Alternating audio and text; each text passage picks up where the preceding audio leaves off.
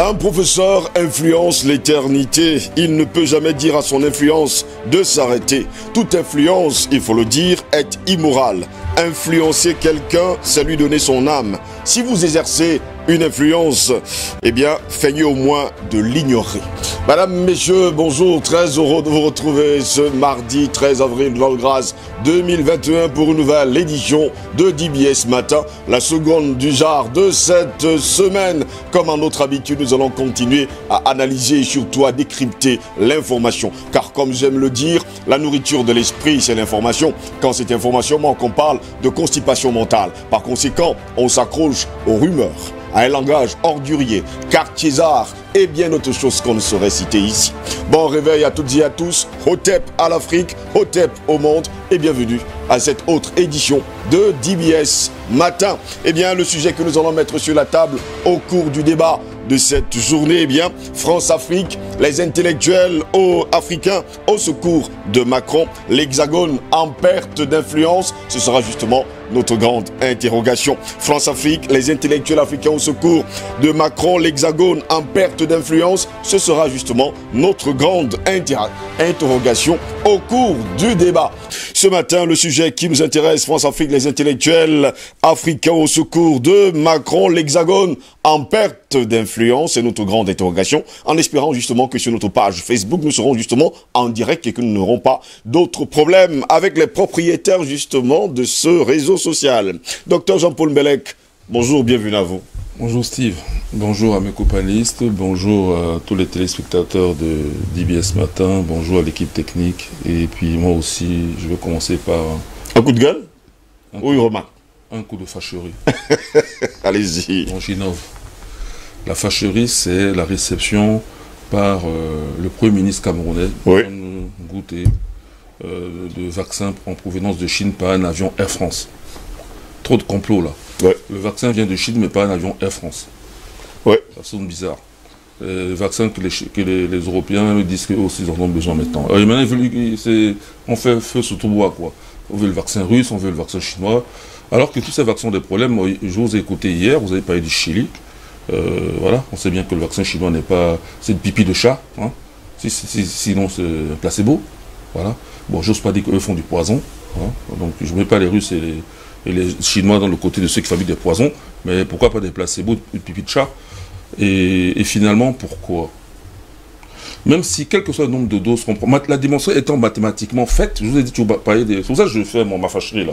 C'est combien de fois il va falloir mettre dans la tête des gens, en tout cas des Africains, parce que les Européens ont dit, j'en ai rien à faire, et ils n'ont qu'à faire des imbéciles s'ils veulent, mais on va leur dire que leur civilisation est bâtie sur les mathématiques. Il faut qu'on leur dise ça combien de fois? Ok, ils n'ont qu'à reprendre des cours avec moi. Et ils ne vont pas le faire. Ils ne vont pas prendre tout le Cameroun avec moi. Et encore moins toute l'Afrique. Mais ils n'ont qu'à écouter ce que nous disons ici. La civilisation africaine est basée sur les mathématiques. Nous devons justifier tout ce que nous faisons. C'est la raison. La raison est nègre. C'est l'émotion qui est hélène. C'est parce que l'émotion est hélène que chaque année, il faut qu'ils aient leur nombre de morts, il faut qu'ils tuent des gens. S'ils raisonnaient, ils auraient déjà arrêté. Ils ne raisonnent pas, les Occidentaux. Je ne parle même pas de tous les Européens, je parle de ceux-là et de tous leurs descendants à travers le monde. États-Unis, Canada, Australie, Nouvelle-Zélande. Vous voyez de quoi je parle, l'Occident et ses extensions. La démonstration mathématique, c'est quoi? Pour que nous soyons à immunité collective, puisque c'est le souhait, c'est le but avec les vaccins, il faudrait que 70% des personnes soient vaccinées. Supposons même que les vaccins soient sains et bons, et qu'ils sont là pour ce qu'ils doivent faire, on les a bien vérifiés, tout est correct. Que ça ne collerait pas. Pourquoi? Parce que sur 8 milliards d'habitants, sachant qu'il faut au moins 2 doses chacun, il faudrait fabriquer 11 milliards 200 millions de vaccins. En moins d'un an, c'est impossible avec ces firmes pharmaceutiques, on le voit, on le sait. Donc ça, c'est du cirque. Alors, si au Cameroun, des gens ont volé de l'argent, comme ils l'ont fait au Congo, comme ils l'ont fait ailleurs, enfin, ils ont pris de l'argent de l'OMS pour combattre le Covid, et maintenant, il faut qu'ils justifient leurs actes.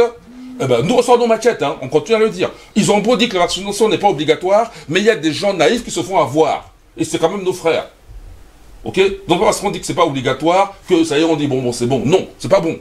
Donc, il faut qu'ils arrêtent ce cycle diplomatique inutile, bête. Il faut que l'homme noir, et nous sommes là ce matin pour en parler, affirme sa souveraineté et son indépendance. C'est clair ou c'est pas clair? On vous a compris, docteur Jean-Paul Mbelek, ce matin, ne vous inquiétez surtout pas. Bienvenue à vous. Merci. Et merci également pour votre coup de fâcherie. Albert Natola ici, bonjour, bienvenue à vous. Bonjour, Tige Longo, je salue l'espoir docteur Mbelek, je salue le groupe panéliste que vous allez présenter tantôt. Je salue toute la chaîne de production de DBS La Matinale, je salue, n'est-ce pas, le Cameroun, l'Afrique, le monde. Je salue, n'est-ce pas, tous ceux-là qui souffrent justement du côté du Koweït, en tout cas au Golfe Arabo-Persique. Arabo-Persique, tant pour moi. Oui. Tous ceux-là qui souffrent du côté de la Libye, parce que ce qui est bizarre et curieux, c'est que les antennes, les satellites de Human Rights Watch ne voient pas le trafic des êtres humains qui se passe de ce côté-là. Amnesty International ne voit pas, n'est-ce pas, le trafic des organes humains qui se passe de ce côté-là. En tout cas, l'esclavage, la traite négrière à ciel ouvert, personne n'en parle. Moi, y compris les défenseurs universels des droits humains et des droits de l'homme. Personne n'en parle. Et tous les jours, vous avez nos frères africains qui sont assassinés de ce côté-là. Moi, je pense qu'il va falloir, à mon sens, que nos gouvernants prennent vraiment leurs responsabilités. Parce qu'on n'en parle pas trop, mais c'est un drame. Un véritable drame que vivent nos frères. Nous en avons d'ailleurs parlé sur ce plateau dans plusieurs éditions pour faire comprendre que de ce côté-là, il y a toujours la traite des hommes et pendant ce temps, ils sont également assassinés pour prendre en tout cas leurs organes. Eh bien, on va se tourner vers Sango Armel qui est également politologue, qui va faire d'ailleurs son baptême de feu ce matin. Bonjour, bienvenue à vous. Bonjour grand Steve, bonjour à mes copanélistes. Pour une première, je voudrais adresser de façon vraiment fraternelle mes salutations les plus cordiales à tous les téléspectateurs de cette émission en général et de JBS en particulier, parce que voyez-vous, dans un contexte marqué par la mondialisation, le combat est aussi beaucoup plus communicationnel. Les gens pensent que le combat est physique, mais je pense que le combat est beaucoup plus idéologique et communicationnel. Je chuterai donc dans ce principe de salutation en faisant un coup d'œil particulier à l'ex-DG de la CRTV, le professeur Gervais Mendozé, qui nous a quittés. Je voudrais, n'est-ce pas, ici lui rendre hommage. En tant que professeur, vous venez de me présenter là comme politologue, c'est quelqu'un qui est vraiment qui était vraiment engagé, qui a donné du sien pour l'avancement de ce qu'on appelle l'intelligentsia camerounais. Donc, je suis un peu sidéré parce que au moment où le gouvernement camerounais est en train de prôner l'humanisation des soins, que ce haut commis de l'État soit allé de vie en trépas étant détenu. On aurait très bien voulu, sans toutefois faire l'apologie de l'impunité, que à ces derniers moments où la maladie a, n'est-ce pas, ici pris l'ampleur, que le président de la République, comme il a toujours fait avec les autres, qu'il prenasse, n'est-ce pas, une décision pour que le professeur Gervais Mendozé, à défaut d'être évacué, qu'il puisse, n'est-ce pas, ici bénéficier de ces derniers jours auprès de sa famille. Donc, c'est vraiment une désolation qu'une personnalité à la trame de Gervais Mendozé soit partie dans ces conditions. Merci. Messieurs, bienvenue à tous. Et bien sûr, le thème qui nous intéresse, c'est France-Afrique, les intellectuels africains au secours de Macron, l'Hexagone en perte d'influence et notre grande interrogation, en attendant d'ailleurs un autre quatrième invité. Mesdames, messieurs, bienvenue à toutes et à tous. Voici le débat.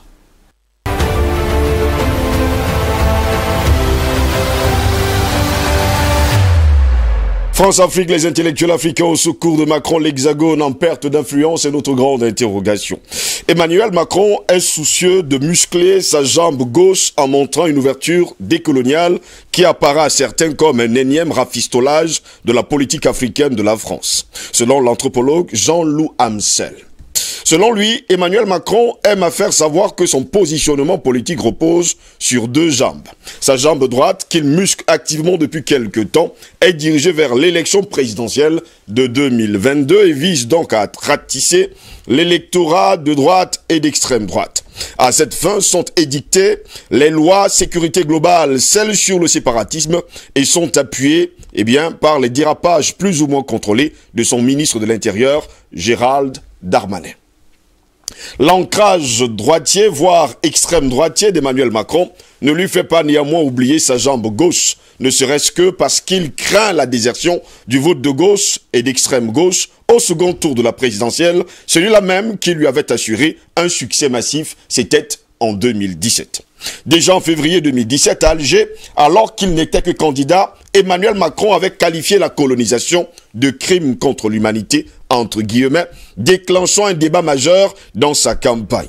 Puis en décembre de la même année, il avait promis une duplication des archives de la période coloniale, suivie en 2018 d'une dérogation générale sur les archives des disparus. Et en juillet 2020, il décidait de restituer les crânes d'insurgés algériens tués par l'armée française et entreposés au Muséum national d'histoire naturelle de Paris. Enfin, en mars 2021, le président français déclarait « Ali Boumedienne ne s'est pas suicidé, il a été torturé puis assassiné ». Ali Boumedienne, avocat né en 1919 dans la région d'Oran, s'était engagé dans la lutte pour l'indépendance de son pays, rejoignant le FLN. Et puis en 1954, il était arrêté par l'armée française, amené dans un bâtiment d'un quartier d'Alger, torturé pendant plusieurs semaines avant d'être jeté du 6e étage. Toutes ces déclarations et décisions fondent une politique prétendant à l'apaisement des mémoires. Elles reposent sur une reconnaissance, à défaut d'excuses, sur le thème du ni déni, ni repentance, reprenant en partie cette politique des petits pas prônée par l'historien Benjamin Stora, lequel a récemment remis au président français un rapport contenant 22 propositions et recommandant la mise en place d'une commission mémoire et vérité chargée, il faut le dire ainsi, d'impulser les initiatives mémorielles communes entre la France et surtout l'Algérie. On retrouve également cette posture de juste milieu du président français à l'égard du Rwanda, puisque le rapport de la commission Duclerc, tout en reconnaissant la responsabilité accablante du gouvernement français de l'époque, et particulièrement de François Mitterrand, exonère la France de complicité de génocide. Nous en avons d'ailleurs parlé sur ce plateau. Toujours à propos de l'Afrique subsaharienne, Emmanuel Macron a continué de muscler sa jambe gauche avec sa déclaration de Ouagadougou du côté du Burkina Faso en 2017 relative à la restitution d'objets d'art premiers aux pays africains. Déclaration suivie du rapport confié à l'économiste sénégalais Felwine Sarr et à l'historien de l'art française Bénédicte Savoie, entérinant ce principe. Même si ce processus de retour des objets africains dans leur pays d'origine est désormais bien engagé, on ne peut s'empêcher d'y voir une restitution gadget masquant la permanence des relations de sujétion existant entre les anciennes colonies françaises d'Afrique et ce qui constituait naguère la métropole. Eh bien, messieurs, les interventions militaires françaises au Sahel ou ailleurs en Afrique, le maintien sous une forme déguisée du franc CFA et la présence visible d'intérêts commerciaux majeurs dans toute l'Afrique subsaharienne, ceux de Vincent Bolloré notamment, illustrent que ce que l'on nomme communément la France-Afrique est loin d'avoir disparu. Dans ce contexte, il n'était pas inutile à Macron d'avoir à ses côtés quelques voix africaines autorisées pour montrer une ouverture décoloniale supposément de gauche et gommer un passé récent de répression féroce des gilets jaunes et de régression sociale dans le domaine de l'assurance chômage, des retraites ou de la fermeture des hôpitaux publics. La saison artistique et culturelle Africa 2020, pilotée par l'architecte commissaire d'exposition sénégalaise Ngoné Fall et dont la mise en œuvre a été compromise par la pandémie de la Covid-19, s'inscrit dans ce contexte et elle est là pour contrebalancer l'image d'un Macron déséquilibré par son virage à droite et surtout à l'extrême droite. Dans le même sens, eh bien, la participation du célèbre politiste et historien Achille Mbembe au prochain sommet Afrique-France de Montpellier les 9 et 10 juillet prochains est un apport précieux, même si ce dernier n'a pas eu de mots assez durs pour fustiger auparavant la politique africaine d'Emmanuel Macron. D'autres diront tout simplement que Achille Mbembe est devenu aujourd'hui l'ami intime d'Emmanuel Macron, lui qui a dîné à sa droite. Eh bien, ils ont pris le petit déjeuner ensemble, avait-il déclaré. Nous en avions d'ailleurs parlé, eh bien, dans cette émission. Achille Mbembe estime en effet désormais que les lignes bougent, c'est ce qu'il dit, et que les décisions évoquées plus haut récèlent des signes d'ouverture de la part du président français. Il a ainsi saisi la balle au rebond pour sortir du piège dans lequel est enfermée, selon lui, la France-Afrique. En accord avec l'Élysée, il a formé à cet effet un comité de dialogue regroupant un éventail de personnalités africaines et franco-africaines qui ont accepté de l'accompagner dans cette aventure. Certains comme Alain Mabankou, qui avait d'ailleurs auparavant refusé de répondre aux sollicitations d'Emmanuel Macron, se sont désormais ralliés et ont rejoint ce comité.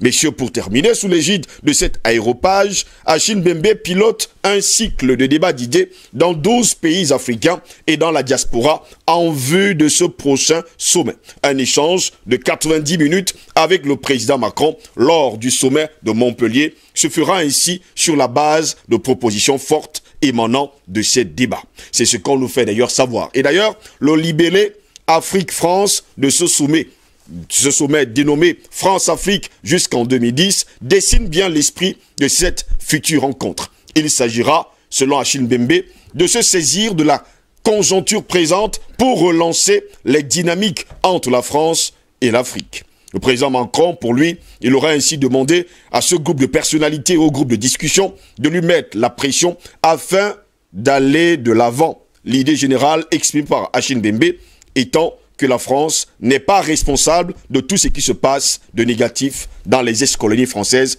d'Afrique, régimes dictatoriaux et sanguinaires d'après lui, président en sa vie, etc. et qu'il appartient donc aux Africains eux-mêmes de se soulever contre cette tyrannie. Fin de citation, messieurs. Voilà pourquoi nous nous interrogeons ce matin. France-Afrique, les intellectuels africains au secours de Macron, l'Hexagone en perte d'influence, c'est notre grande interrogation. Et notre quatrième invité s'est installé en la personne du docteur Dalvaris Goudjou. Bonjour et bienvenue à vous. Bonjour, cher ami Aristide Ngos, et bonjour à mes companélistes qui sont déjà là avant moi. Je m'excuse du retard. Oh, vous n'êtes pas en retard, on n'a pas encore commencé. Ne vous inquiétez surtout pas. Vaut mieux tard que jamais. Exact. C'est ce qu'on dit. Et puisque vous êtes là, justement, Dalvaris Goudjou, commençons par vous ce matin. Vous avez entendu d'ailleurs qu'Emmanuel Macron veut justement des intellectuels africains et franco-africains pour lui venir en aide, pour avoir justement de bonnes relations entre la France et l'Afrique. Bonne chose, mauvaise chose, ou tout simplement un autre plan machiavélique? Vous savez, Aristide, ça va être... Steve, hein, pas Aristide. Steve, voilà. J'insiste sur là. Bon, lui, on l'appelle souvent Steve et moi, on m'appelle Aristide. C'est un gros problème entre lui et moi. Alors que lui, il s'appelle Aristide Goss, moi, je m'appelle Steve. Steve Goss. Allez savoir. Donc, Steve, en fait, à cette question, ça peut paraître extrêmement exagéré que de répondre par l'affirmatif ou par la négative. Mais toujours est-il que depuis un certain temps, et dans vos propos introductifs, il y a un certain nombre de mesures qui sont prises. Oui. C'est vrai. Des mesures qui ne sont pas suffisantes, mais qui sont quand même des mesures. J'étais très heureux quand je suis allé à Cotonou la dernière fois, et que des mesures avaient été prises pour qu'un certain nombre d'objets d'art africains, notamment béninois, qui étaient à la limite expropriés par le colon dans les années précédentes, que les dispositions soient prises pour que cela puisse être retourné au Bénin. Oui. C'est bien cela dans plusieurs autres pays. L'argument utilisé par le colon, selon lequel les Africains n'ont pas assez de bons musées, pas assez de spécialistes pour vivre, on a balayé tout cela en brèche. Et en réalité, cette mesure a été implémentée parce qu'il y a quand même une certaine volonté politique, notamment du président Macron. À côté de cela, il y a quand même ce nombre de mesures. Et je pense, celui qui a beaucoup retenu notre attention cette semaine, ou du moins la semaine dernière, c'est le rapport sur le génocide rwandais. On sait que pendant des décennies, la France a toujours nié avoir été même au courant qu'il y avait une préparation de génocide. Mais tout récemment, quand même, quand on a vu la sortie, puis ça en réalité, les gars politisaient pratiquement l'affaire. Ils voulaient donner l'impression qu'ils ne savaient rien. Mais quand on a vu, avec l'avers du président Macron, le rapport qui a été pondu par un ensemble de personnalités il y a de cela quelques jours, on dit quand même, le minimum qu'on puisse dire, c'est que la France a joué un rôle passif.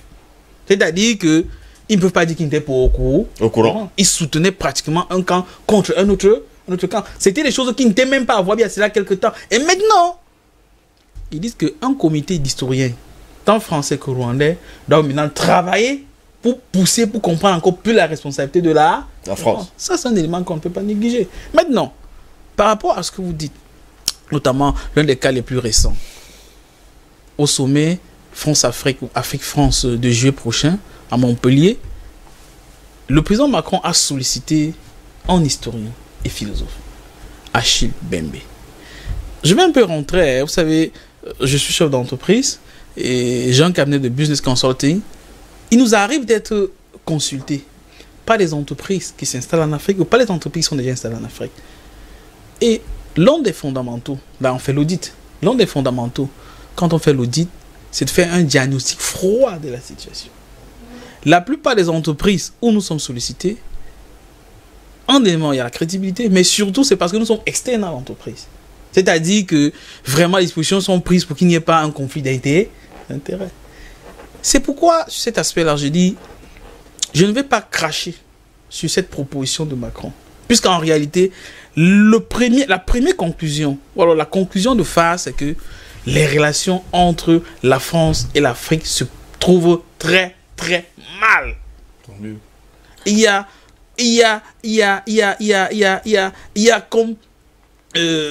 vraiment un sentiment anti-français qu'on ne peut pas nier. Ça, c'est la conclusion d'étape qu'on peut avoir là. À tort ou à raison en ce moment-là? Non, premièrement, à tort, puisque la France a la responsabilité dans une bonne partie des malheurs sur le continent africain. C'est pourquoi aujourd'hui, quel que soit ce qu'elle fait avec des politiques africains, avec des leaders africains, il n'y a que la population africaine crache sur elle. On voit ça tous les jours, et au Mali, et au Niger, et en Côte d'Ivoire, et en Centrafrique, et au Cameroun, et au Tchad, et c'est partout. Et dans ce sens-là, qu'est-ce qu'il fallait faire? Il faut solliciter une personne qui peut faire un diagnostic froid de la situation. Là, il a pris Achille Mbembe. Maintenant, que Achille Mbembe donne son point de vue. Et moi, je pense plus que l'enjeu serait maintenant dans les propositions. Dans les propositions qui vont être faites par Achille Mbembe à Macron et au gouvernement français. Je vous poserai la question finalement à Alvarez Goudiou. Oui. Finalement, Achille Mbembe représente tous les Africains? Non, toujours est-il que... Mais voici, ici, je ne représente pas tout le Cameroun. Oui. Quand on veut faire un dialogue, quand on veut s'exprimer, on prend tout. Il y a toujours des personnes. Et quelque part, ce qu'Achille Mbembe va dire, ce n'est que le début de quelque chose. Ce que je dis, c'est un début, c'est pas suffisant. Ce qu'il va dire, c'est quelque chose. Mais le plus important, c'est même pas ce qu'il dit. C'est l'implémentation de ce qu'il dit. Ça veut dire que peut-être le gouvernement français vous fait ceci, qui n'est pas acceptable du tout pour sur le continent africain. Vous devrez plutôt faire ceci et cela. Est-ce que la France va-t-elle accepter, implémenter cela? Ça, c'est une question. Et maintenant, comme on dit chez nous, comme ma grand-mère dit toujours, d'éviter de lire la lettre dans l'enveloppe.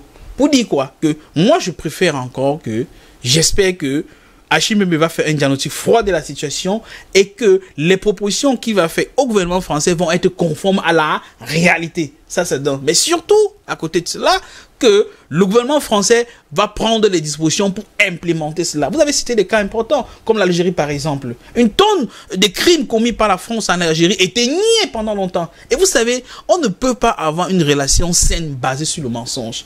On ne peut pas avoir une relation saine basée sur la négation. Oh, pour éviter... Il y a eu des crimes français au Cameroun, mais ça n'a jamais été souligné. Justement. Et vous savez... Il y a eu des crimes français en Centrafrique, ça n'a jamais été souligné. Exact, justement. Au Gabon, ça n'a jamais été souligné. Parlons du Cameroun. Au Congo-Brazzaville, ça n'a jamais été souligné. Exact. Parlons du Cameroun, par exemple. Dans ces dossiers, on les oublie. On pense d'abord à l'Algérie. Non, c'est pas comme ça. C'est pas comme ça, la méthodologie. Au Cameroun, le président Hollande était là. Et il a donné sa parole qu'on devait déclassifier un certain nombre d'éléments liés aux archives. Et pour très peu de personnes... C'est pourquoi j'ai dit vraiment, chez nous en Afrique, que nous, ou alors que les historiens continuent de faire le travail. Et s'il y a des éléments qui sont déclassifiés en France, il y en a déjà. Oui. C'est à nous d'aller consulter. Parce qu'on ne peut pas nier qu'il y a eu un génocide au Cameroun contre le peuple Bassa, contre le peuple Bamileke, qui était farouchement opposé à la colonisation et aux colons. Mais maintenant, nous aussi, nous devons faire un travail. C'est pourquoi j'ai dit, dans le cas d'espèce, solliciter M. Mbembe, c'est une bonne chose. Là, c'est un début de commencement de quelque chose. On ne peut pas cracher dessus. Et moi, je pense que dans le futur, ce serait très important que chacun de nous, même pour Achille Mbembe, j'espère qu'il nous écoute, c'est très important de choisir le côté de l'histoire. Parce qu'en réalité, l'histoire se répète. Il y a des gars, même jusqu'à aujourd'hui, que ce soit dans l'histoire de Sankara, que ce soit dans l'histoire de Lumumba, etc., il y a des gars qui ont choisi le camp et l'histoire a démontré qu'ils avaient tort. Et ça, c'est une autre possibilité, que ce soit pour Mbembe, que ce soit pour d'autres Africains qui vont être sollicités pour travailler sur ce type de projet, pas seulement avec la France. Vous savez qu'il y a eu un grand massacre pratiquement proche d'un génocide des Allemands contre des peuples ici en Namibie. Et des dispositions avaient été prises. Il y a des personnes qui ont été sollicitées pour faire un diagnostic froid de la situation. La conclusion, c'est qu'effectivement, il y a eu génocide. Et maintenant, on est en train de voir le le volet dédommagement des populations. Et ça, on se comprend très bien. Je veux dire, donc, quelque part, c'est vrai que c'est petit, mais c'est déjà le début de quelque chose. Et notons bien que tout cela est en train d'être fait aussi et surtout parce que les chaînes comme DBS et bien d'autres ont pris une ligne éditoriale pour aborder froidement ce type de solution, ce type de situation. J'ai eu beaucoup d'amis à Paris qui vous regardent, hein. Ils disent mais ici ils paniquent. J'ai des amis, les frères, ils disent mais gars, vous savez comment vous êtes sur le canal? Ils disent mais en Afrique mais ça ne va pas. Puisque dans un moment je disais qu'on ne sait plus. Mais là les gens sont au courant de ce qui se passe. Et quand les gars paniquent comme ça, parce qu'il y a une certaine guerre de l'information, aujourd'hui l'information n'est plus cachée. Et les Africains d'aujourd'hui, c'est pas les Africains d'il y a 50 ou d'il y a 80 ans. Aujourd'hui, les Africains connaissent un certain nombre de choses et ils ont la capacité de pouvoir dénoncer cela. Moi, je pense que, j'aimerais surtout que Hashim Bébé soit dans cette lancée-là, qu'il fasse son travail, qu'il fasse un diagnostic froid de la situation et fasse des propositions concrètes et espérons, moi je dis toujours ça, espérons que cela participe à améliorer les relations entre la France et l'Afrique. Pas pour dire que nous, en tant qu'Africains, nous devons dormir sur nos lauriers. Nous devons toujours prendre nos responsabilités. Mais ce n'est pas de trop. Si quelqu'un dit, s'il te plaît, viens, parle avec Steve et parle avec mes gars, tu nous dis ce qu'il me reproche exactement. Je veux voir ce qu'il y a lieu de faire pour pouvoir améliorer la chose. Ça, c'est ce que je peux dire dans un premier temps. Docteur Jean-Paul Bellec, est-ce que la France est justement dans cette logique qu'elle veut améliorer ses relations avec l'Afrique? Je trouve que le discours de... Bonjour Davaris. Bonjour, prof. Il est décevant. Je le connais par ailleurs. Je trouve vraiment décevant. Davaris, tu es plus jeune que moi. Je ne pensais pas que tu allais glisser avec une telle banane. Ou alors tu ne connais pas la France. Allons dans les argumentaires. Hein. Oui, mais c'est un combat. Hein. Je suis désolé. Celui qui se lève ici ce matin, il ne fallait pas m'inviter. S'il se lève ce matin juste parce qu'il vient prendre son petit déjeuner, c'est pas mon cas. Moi, je suis là pour le combat. Moi, je suis là pour... J'ai beaucoup vécu en France. Oui. Et tout ce que je me porte en faux contre il ne connaît pas la politique française. C'est rêver. D'abord, la France, c'est la différence entre l'Afrique du Nord, qu'ils appelaient Afrique blanche, et l'Afrique au sud du Sahara, qui continue à dire Afrique au sud du Sahara, qu'ils appelaient avant Afrique noire. Et les talmudistes. Qu'est-ce que tu en fais? Nous avons, comment dire, en tout cas, moi, j'analyse avec un certain point de vue que je garde. Et il ne change pas comme une girouette au gré du vent. Oui. Comme le vent souffle aujourd'hui comme ça, je dis comme c'est faux. Et ensuite, l'histoire ne se répète pas. Sinon, je serai en contradiction mathématique. Parce que d'abord, c'est vague comme énoncé. Il se répète à l'identique? Non. Ce n'est pas les mêmes hommes. Ce n'est pas le même temps. Donc d'abord, l'histoire ne se répète pas. Ok? Parce que s'il se répétait, alors nous, on ne combat plus. Puisque nos heureux nations ont été assassinés par la France. Comme si l'histoire se répète, c'est que nous, on va être assassinés par la France. Alors on arrête le combat. Ce n'est pas la peine, on se soumet. C'est ce que font justement les Mabankou. C'est ce que font les Mbembe. C'est des traîtres. Moi, je ne suis pas là pour donner un certificat de virginité à Mbembe. Mbembe est un traître. Nous le savons. Des gens plus rodés dans la politique que moi l'ont déjà dit. Je n'ai pas fait l'ignorant. Je suis au courant. J'ai lu ses écrits quand j'étais plus jeune. J'étais encore étudiant.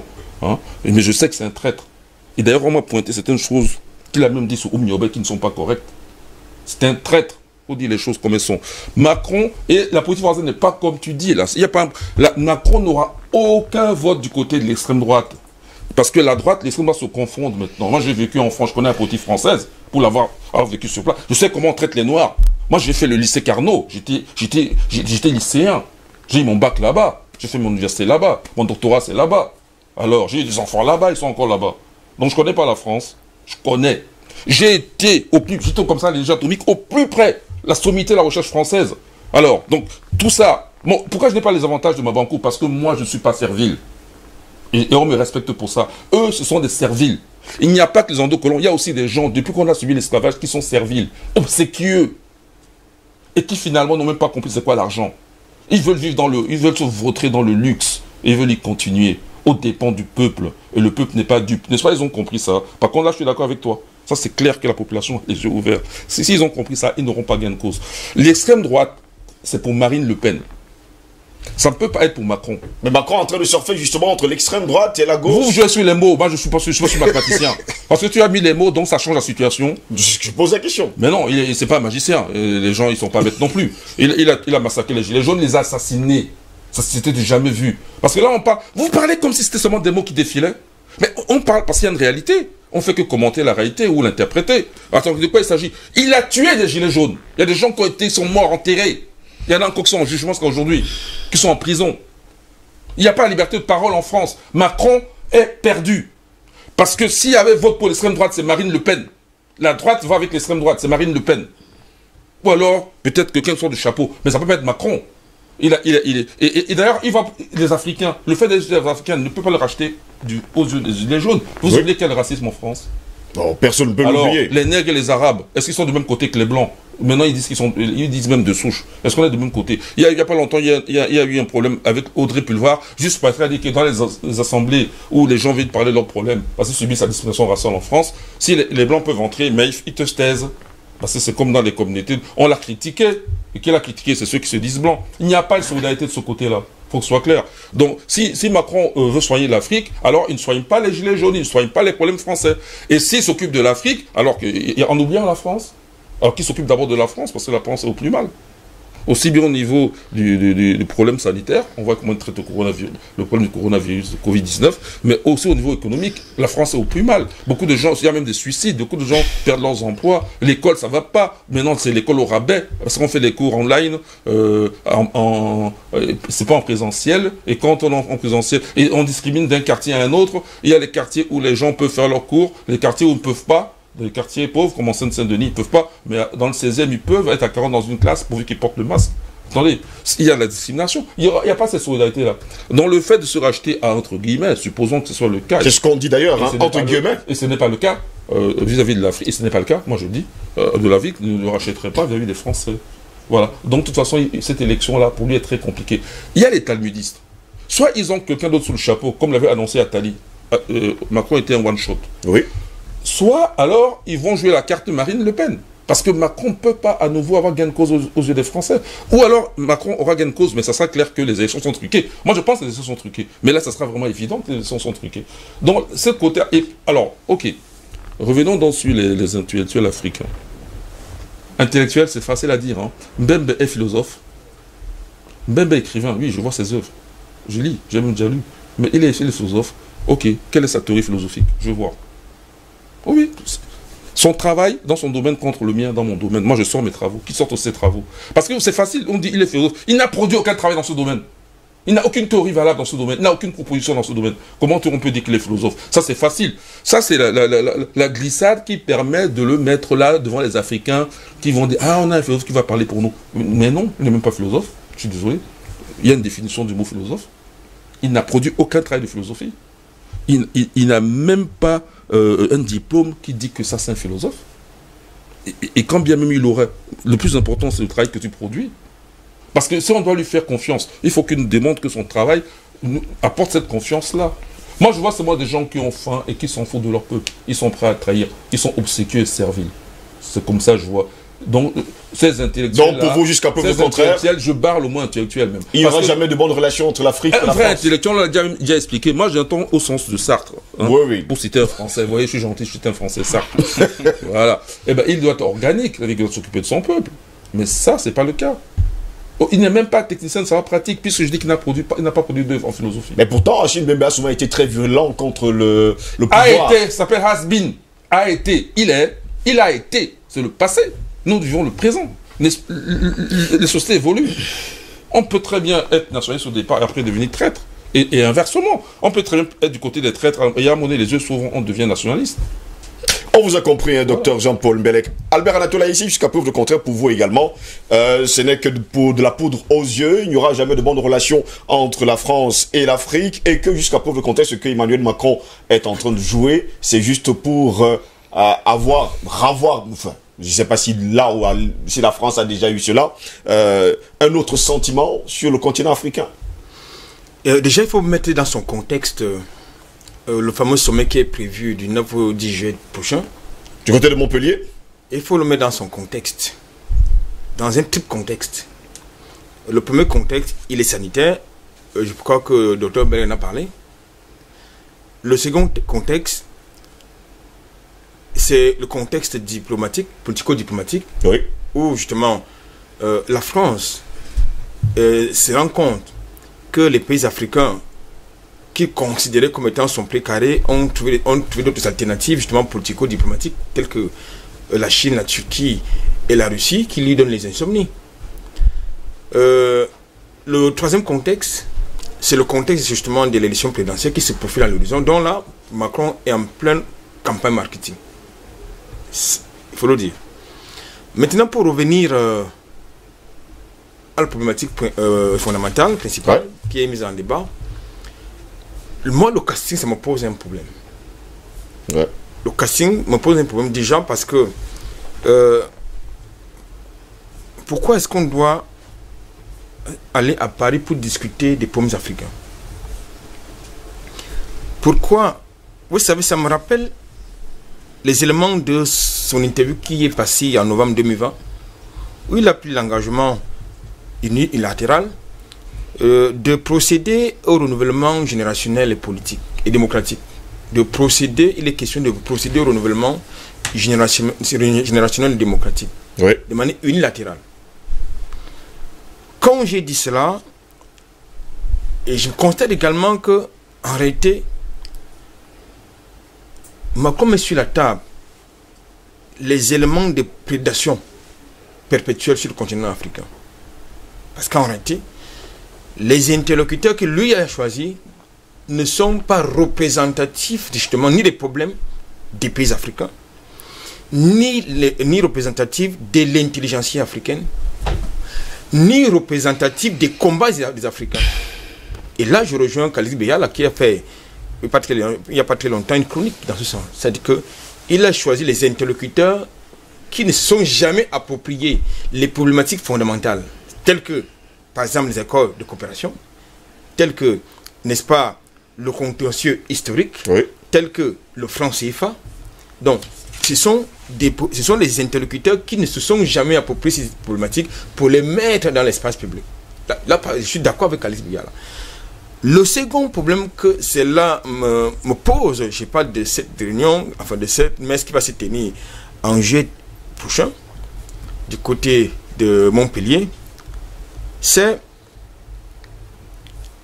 le fait qu'il a de manière unilatérale, une fois de plus, choisi qui seront les interlocuteurs de Paris sur le continent africain. C'est de ça qu'il s'agit. C'est-à-dire que lui, Paris, décide de manière unilatérale que ce sont tel genre d'individus qui seront mes interlocuteurs sur le continent africain. En d'autres termes, les interlocuteurs choisis par lui, à mon sens, sont soit des intermédiaires, soit des collaborateurs, tout simplement.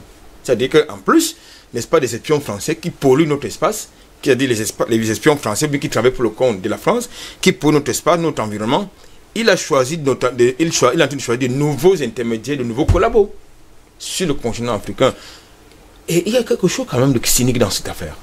Où vous avez la France qui vous dit, je ne veux pas m'ingérer dans vos affaires internes, mais il missionne désormais les ambassadeurs qui sont accrédités dans les pays francophones d'Afrique, notamment. Désormais, ces ambassadeurs ne vont plus discuter uniquement avec les dirigeants. Ils vont désormais discuter, rencontrer les leaders des partis politiques de l'opposition. Ce qui veut dire que nous sommes de plein pied dans l'ingérence. Et en plus, ça peut avoir une conséquence. C'est-à-dire que, monsieur Macron, je voudrais quand même que la réciprocité se passe. C'est-à-dire qu'un ambassadeur tchadien qui a quitté à Paris rencontre Macron, rencontre les officiels français et par derrière, rencontre les opposants à Macron. Je crois que nous avons là un problème. C'est-à-dire que M. Macron est donc capable de vous faire un bébé dans le dos comme en son temps Giscard avait fait un bébé, n'est-ce pas, à Bokassa. C'est de ça qu'il s'agit. Donc nous ne sommes pas là dans une politique de rupture parce qu'aujourd'hui, pour qu'on puisse discuter avec Paris, avec Macron, il doit y avoir des préalables, au moins 2 préalables. Le premier préalable, ça doit porter sur le contentieux historique qu'ils sont en train de convoquer. Parce que vous ne pouvez pas aller à un débat pollué. Fait d'hypocrisie. Donc pour vous, le débat est déjà pollué d'avance? Non, c'est pollué. D'abord pour le choix des interlocuteurs. Il n'y aura rien de bon pour vous. Rien ne sortir de là. La preuve, c'est que qu'est-ce qu'il met sur la table? Je veux convoquer justement son interview. La fameuse interview qui a été accordée à Jeune Afrique. Oui. Commençons par les projets dans lesquels c'est engagé. Qui ne coûtent même pas un radis. Ça ne lui coûte rien du tout. Notamment pour ce qui concerne la restitution, n'est-ce pas, de notre patrimoine mémoriel. Ça ne coûte rien. Il s'agit d'un patrimoine qui a été volé, il faut le dire. Ça a été volé et pillé. Ça veut dire que Paris, c'est des voleurs. Les gens français, c'est des voleurs. On n'a pas besoin de faire les contorsions politico-juridiques pour nous restituer un patrimoine qui a été volé par ruse. Parce qu'il faisait comprendre à nos ancêtres que c'était des sacrilèges ces statues-là, ces bâtiments-là... C'était la sorcellerie. C'était la sorcellerie. Mais ça leur produit de l'argent. Donc c'est un bâtiment qui a été volé, il faut le dire. Maintenant, le second problème qui met sur la table, qui ne coûte même pas un sou, c'est ce fameux projet Africa 2020. C'est-à-dire qui consiste justement à mener les jeunes à s'intéresser, à créer une sorte de marché numérique autour des Africains. Ça ne lui coûte pas un radis, un sou, même pas un sou. Ça ne lui coûte pas du tout un sou. Nous sommes dans la distraction. Nous sommes dans la distraction, il faut qu'ils comprennent ça. Et je pense que à travers le débat que nous menons ce matin, il est important que les dirigeants africains, en tout cas les diasporas, les jeunes qu'il a choisis, que ce soit au niveau de la société civile, les politiques, les intellectuels, ces jeunes-là ne sont pas représentatifs de notre échantillon. Et puis, il faut le dire, il s'agit, à mon sens, d'une véritable campagne de corruption de conscience. Parce que ces gens, ils seront bien pris, le billet d'avion sera pris en charge, seront achetés par le Trésor français, sur instruction de Macron. Ils seront bien hébergés. Après, ils auront les gestions de prison. Ils auront les enveloppes. Donc, nous sommes dans une vaste campagne de corruption de conscience. Donc, de mon point de vue, ces gens ne sont pas porteurs de l'idéal africain. Ils ne peuvent pas être porteurs de nos problématiques. J'ai convoqué 3 problématiques fondamentales. Le franc CFA. Et j'ai failli oublier l'autre dernière problématique. La 4e problématique, j'ai convoqué le franc CFA, j'ai convoqué le contentieux historique, j'ai convoqué justement le retour de notre patrimoine mémoriel sans condition et de manière définitive. Et je vais également convoquer le démantèlement des bases militaires en Afrique. Oui, ça c'est également un problème. C'est les préalables qu'il faut poser. Avant toute discussion, parce que moi je pense qu'on peut pas aller à une table où quelqu'un organise ces choses, c'est lui qui vous donne le conducteur. Non. C'est vous qui devez fixer le cas, parce que c'est vous qui connaissez les problèmes que votre peuple vit. Malheureusement, moi j'ai le sentiment, et là je suis également d'accord avec Khalis Biala qui estime que nous avons affaire à des intellectuels compadres et des salons. Merci beaucoup Albert Natola ici. Sango Armel, pour vous également, enfin aujourd'hui pour certains Africains, d'ailleurs pour la majorité des Africains aujourd'hui, il faut totalement couper les rapports avec la France. Qu'en pensez-vous? Oui, Steve, je pense que nous sommes là en pleine politique politicienne. La politique de la déconnexion de l'Afrique avec la France semble être une hypothèse. Parce que lorsque nous lisons même les travaux qui ont été faits là-dessus, c'est une des solutions que les intellectuels proposent. Cette déconnexion-là entre l'Afrique et fondamentalement la France. Je voudrais, avant d'entrer en profondeur de cette analyse, faire un certain nombre d'observations et de précisions tout en redéfinissant les contextes pour m'inscrire, n'est-ce pas, ici dans la dynamique de mon co-panéliste ici, parce que le contexte est très important. Le contexte ici doit être analysé, n'est-ce pas, ici sous un prisme de la dynamique du dedans et du dehors. Du point de vue du dedans, il s'agit, n'est-ce pas, ici d'analyser les enjeux des sociétés internes, oui. Des sociétés internes africaines et de la France, puisqu'il s'agit de la fameuse accession France-Afrique. Et par définition, rappelons à nos téléspectateurs que la France-Afrique est une terminologie qui a été, n'est-ce pas, ici utilisée, qui a été, n'est-ce pas, ici fondée pour la première fois par un président africain, Houphouët-Boigny, il faut le dire, pour dénoncer et qualifier, n'est-ce pas, cette politique spéciale néocoloniale que les Français utilisaient ou alors implémentaient dans leurs relations avec les anciennes colonies. Donc voilà comment on définit la France-Afrique. C'est une politique spéciale. Spéciale pourquoi? Parce que elle s'inscrit en dehors des canaux diplomatiques coutumières et embrasse, n'est-ce pas, ici le volet des réseaux. Oui. À partir de ce moment-là, on la qualifie de spéciale et de cynique, voire même péjoratif. Quand on parle de France-Afrique, il y a beaucoup plus une idée de péjorativité que d'amélioration. Ça, c'est la première observation. La deuxième remarque, c'est quoi? C'est qu'il faut définir les contextes. Le contexte ici est, je dirais même, tridimensionnel. Le premier contexte est d'abord un contexte historique. Il faut rappeler qu'aujourd'hui, le thème qui nous réunit ici aujourd'hui, les intellectuels africains au secours de la France. Chaque fois que la France a été, n'est-ce pas, ici dans une situation d'inconfortable, inconfortable justement. Voilà, c'est toujours l'Afrique qui sauve la France. lorsqu'on fait par exemple l'historiographie politique des rapports entre la France et l'Afrique, on va se rendre compte que pendant la Première Guerre mondiale, c'est l'Afrique qui a sauvé la France. Oui. Lorsque la France a été assaillie par les nazis allemands, c'est encore une fois de plus l'Afrique qui est venue au secours de la France. Donc aujourd'hui, ce contexte historique-là me permet, n'est-ce pas, ici d'embrayer sur le contexte international qui est, n'est-ce pas, ici en défaveur, n'est-ce pas, de la France. Vous allez par exemple voir que du fait du Covid-19, par exemple, l'Europe en général et la France en particulier ont appelé à la suppression, sinon à l'annulation des dettes africaines, de la dette africaine. Ils ne l'ont pas fait par générosité des Africains.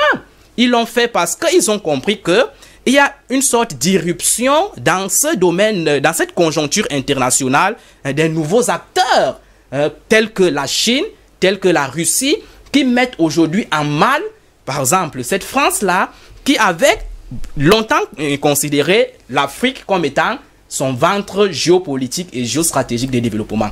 Et ça, c'est également un résultat qui sort des travaux, n'est-ce pas, ici académiques des universités, ou qui montre que si la France aujourd'hui est, n'est-ce pas, ici parmi les 5 puissances, les 5 premières puissances mondiales, c'est uniquement parce que cette France-là trouve son soubassement au niveau de l'Afrique en général et fondamentalement de l'Afrique subsaharienne en particulier. C'est là où l'essence de la France vient. Et on a d'ailleurs eu certains hommes politiques, n'est-ce pas, français, le reconnaître. À l'égard, par exemple, de Jacques Chirac. Il a reconnu que si la France est ce qu'elle est là aujourd'hui, c'est parce qu'elle a, n'est-ce pas, son arrière-plan qui est l'Afrique subsaharienne. Donc, à partir de ce moment-là, à partir de cette description internationale, de cette conjoncture internationale qui plaide en défaveur de la France peut aujourd'hui, n'est-ce pas ici, se réveiller et chercher à développer des nouveaux mécanismes pour pouvoir reconquérir l'Afrique, à l'effet de ne pas la perdre. Maintenant, du point de vue de la dynamique du dédain, il faut l'analyser au niveau, n'est-ce pas, des sociétés intérieures des États africains. D'abord, pour comprendre qu'il y a une sorte, n'est-ce pas, ici, de prolifération de l'opinion anti-française. Aujourd'hui, le changement d'époque fait en sorte que la population n'est plus aveugle comme avant. Aujourd'hui, les Africains vont à l'école. Les Africains sont, n'est-ce pas, beaucoup plus alphabétisés aujourd'hui et avec la conséquence de la mondialisation, l'outil de la mondialisation qui est les nouveaux outils de la communication et de l'information, tout le monde aujourd'hui est au banc de l'information. Les choses qui se faisaient de manière cachée se font aujourd'hui de manière visible. Et même un enfant qui est au village aujourd'hui est au courant de la marche de la politique mondiale. Donc à partir de ce moment-là, le contexte dans les structures internes des États ne plaide pas en faveur de la France. La France se trouve dans une situation inconfortable où l'opinion nationale des États, n'est-ce pas, monte en hauteur et dénonce cette politique manichéenne de la France. Du point de vue maintenant de la France même elle-même, pour analyser sa société interne, vous allez comprendre que le co-panéliste parfait ici l'a si bien mentionné et il ne savait pas si bien le dire que Emmanuel Macron aujourd'hui, du point de vue de la réelle politique, vous allez voir que c'est un homme politique qui est arrivé au pouvoir sans toutefois avoir un soubassement politique. Et lorsque je parle de soubassement politique, je parle, n'est-ce pas, ici des partis politiques comme étant cette machine-là à pouvoir, n'est-ce pas, ici organiser des élections et à pouvoir faire des héros politiques. Donc, c'est quelqu'un qui est arrivé au pouvoir comme ça, là, à tâtonnant, au moment où la gauche et la droite étaient dans une sorte de mésentente, voulant, n'est-ce pas, ici éradiquer donc le Front National qui était, n'est-ce pas, en passe de devenir, n'est-ce pas, ou de prendre le pouvoir en France. Emmanuel Macron a été voté non pas pour la cohérence de son programme, mais pour un vote sanction à l'égard de Marine Le Pen. Donc aujourd'hui, nous sommes, n'est-ce pas, ici en prélude de cette prochaine élection de 2022, oui, où Emmanuel Macron est en train de jouer sa réélection. il voit que dans la scène politique française, il n'a pas cette confiance-là. Il ne sait pas où s'appuyer, hein, ni à gauche, ni à droite. Il a même mis sur pied son mouvement politique, le mouvement En Marche, mais c'est une coquille vide du point de vue de la représentation. Oui, la République En Marche. C'est une coquille vide si on la compare du moins, hein, au parti politique de Marine Le Pen, ou alors au parti politique de socialistes, ou alors les républiques, le parti de la droite. Donc, tout ça montre, n'est-ce pas, ici, à suffisance que Emmanuel Macron est dans une situation inconfortable où cette déclaration-ci, ce sommet-ci de France-Afrique qui vient de convoquer-ci, est un sommet qui vient montrer, n'est-ce pas, ici, une fois de plus, hein, cette mentalité d'infantilisation de l'Afrique. Vous allez voir que, si on revient encore un peu en arrière du côté de l'histoire, vous allez voir que le processus d'insertion des États africains, même dans le concert des nations, c'est-à-dire leur rencontre avec l'Europe, hein, c'est toujours fait de manière pathologique. On va par exemple parler de l'esclavage, on va parler de l'impérialisme, on va parler de la colonisation, et on va parler, n'est-ce pas, ici, de ces codes-là, le code de l'impérialisme, les accords, n'est-ce pas, de coopération, tout et tout et tout et tout. Lorsque vous mettez tout ça ensemble, vous vous rendez compte qu'en réalité, il s'agit là des mécanismes pathologiques. Il s'agit là, n'est-ce pas, ici, des politiques orchestrées par la France pour tenir l'Afrique éternellement sous leur influence et sous leur domination. Et la dernière chose qu'il faut comprendre, c'est quoi? C'est que la relation entre la France et l'Afrique est une relation qui, du point de vue de ses origines, s'est toujours manifestée par un maître et un élève. À côté, n'est-ce pas, de ces deux éléments-là, il y a un maître qui veut sempiternellement perpétuer sa domination. Et à côté, n'est-ce pas, de ce maître-là, on a un élève. Je parle là, n'est-ce pas, ici, sous le regard de la dialectique du maître et de l'esclave. Oui. On a également cet élève-là qui veut s'émanciper de ce maître-là et prendre son autonomie. Pour illustrer cela avec, par exemple, le cas du Cameroun et de la France, vous allez vous rendre compte que depuis la signature des accords de partenariat économique, le Cameroun n'arrivait pas à se mouvoir, ne pouvait pas se mouvoir du point de vue économique et politique. Avec ces fameux accords qui ont été signés par le président Amadou Ahidjo et qui ont été reconduits avant même qu'il ne démissionne. Et le président Paul Biya est arrivé, il a trouvé ces accords-là.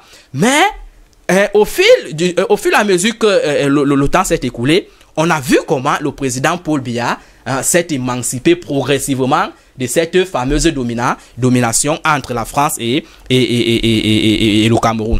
À partir de 2009, on a vu comment le président Paul Biya, à défaut de supprimer ces accords-là, parce qu'il faut le préciser, le président Paul Biya n'a pas supprimé ces accords-là, il les a plutôt redéfinis. Et l'expression de redéfinition, n'est-ce pas, ici, vaut sa place parce que, comparé à la signature de 1960, il y a une sorte d'anarque. C'est la France qui a signé ces accords. C'est la France qui a représenté l'État camerounais dans la signature de ces accords. Or, en 2009, il s'agit là d'une redéfinition. Le président Paul Biya, n'est-ce pas, ici, a agi en tant que représentant de l'État camerounais et ils ont renégocié ces accords-là et le président Paul Biya a supprimé un certain nombre d'articles qui annihilaient le développement économique du Cameroun. Donc, voilà pour une première prise de parole ce que je peux dire sur cette relation entre la France et l'Afrique. Merci beaucoup Hermès Sango pour cette première prise de parole. Dalvaïs Goudjou, Achille Mbembe ne pouvait-il pas justement prendre des préalables, proposer d'ailleurs des préalables avant de se rendre à ce sommet et surtout d'accepter cette mission de l'Élysée, de réunir les intellectuels africains pour le sommet de Montpellier de juillet prochain? Très bien. Steve, j'ai beaucoup écouté tout le monde et j'ai particulièrement apprécié le point de vue que je respecte de mon aîné, le professeur Mbelek, mais je ne suis pas déçu par lui comme il est déçu par moi. Parce que j'ai beaucoup appris de ce qu'il a dit. Mais je dis, je reste là, l'histoire se répète. C'est les acteurs qui changent. Tout le monde a observé la scène internationale. La Grèce, à l'époque d'Alexandre le Grand, était première puissance. Elle a perdu cette puissance. Un changement historique. L'Empire médo-perse a été première puissance. À l'époque de Cyrus le Grand, il a changé. C'est l'Iran actuellement. On connaît la position de l'Iran. C'était la première puissance mondiale, l'Iran. Babylone, à l'époque de Nebuchadnezzar, était première puissance. Babylone se trouve actuellement en Irak. L'Irak, vous voyez, ça était première puissance. Oui. L'Égypte, tout le monde connaît, les Ptolémées. C'était première puissance. Jusqu'à aujourd'hui, on s'est rendu compte, même l'Espagne a été première puissance. Hein. Graduellement, sur la scène internationale, l'histoire se répète, les acteurs changent. Les dominés d'hier peuvent être les dominants de demain. C'est l'histoire qui se répète. Nous qui avons été dominés, nous pouvons dominer demain. La preuve en est. L'exemple de l'Algérie, qui a été martyrisée, qui a été écrasée. L'Algérie est en train de monter en puissance sur le continent africain. D'abord sur la scène géopolitique. Les grandes guerres commerciales, militaires et autres qui se passent entre la Chine et les États-Unis montrent que c'est l'histoire qui se répète. Les États-Unis ont peur de près de leur place de première puissance et la Chine est en train de vouloir ravir cela. Oui, l'histoire se répète. C'est les acteurs qui changent. Et nous aussi, on peut faire changer les choses. Juste qu'il y aura toujours deux camps. Les dominants et les dominés. J'ai beaucoup apprécié et je dis toujours que moi je pense que c'est très important que ce soit dans la vie de l'entreprise. Et ça s'applique sur la stratégie militaire. Dans les écoles sérieuses, on l'enseigne. Que ce soit en Chine, les Russes aussi, les Américains un peu. Sun Tzu dit ceci dans l'art de la guerre, son célèbre ouvrage. Il dit que quand vous vous lancez dans la guerre, soyez seulement attentif. Ou alors le guerrier attentif, je paraphrase. Le guerrier attentif n'attaque pas forcément frontalement. Le guerrier attentif observe l'ennemi. S'il est très attentif, l'ennemi va lui proposer des failles qu'il va exploiter pour le faire tomber. C'est ce que la Chine fait aujourd'hui. C'est ce que les Russes font d'habitude. Ils parlent très peu, mais agissent beaucoup. Pour dire quoi? Le contexte où nous sommes aujourd'hui avec la France présente des failles. Le débat que nous faisons là, il y a cela 20 ans, on ne pouvait pas le faire.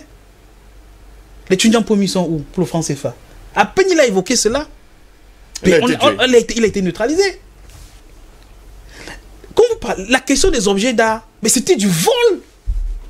Mais tellement on a dénoncé ça parce que le contexte s'y prête. Ils ont même honte. Ils viennent remettre. C'est pas qu'ils nous aiment beaucoup. Non, ils ont commencé. Ils ont commencé. Pour nous, ils n'ont encore absolument rien fait. Oui, donc, très bien. Pour nous, ils n'ont pas encore fait. Mais il faut que c'est un peu en fait ça demande. Exact, très bien. Voilà. Merci, monsieur Haïssi. En commençant par le Cameroun, d'ailleurs. Maintenant.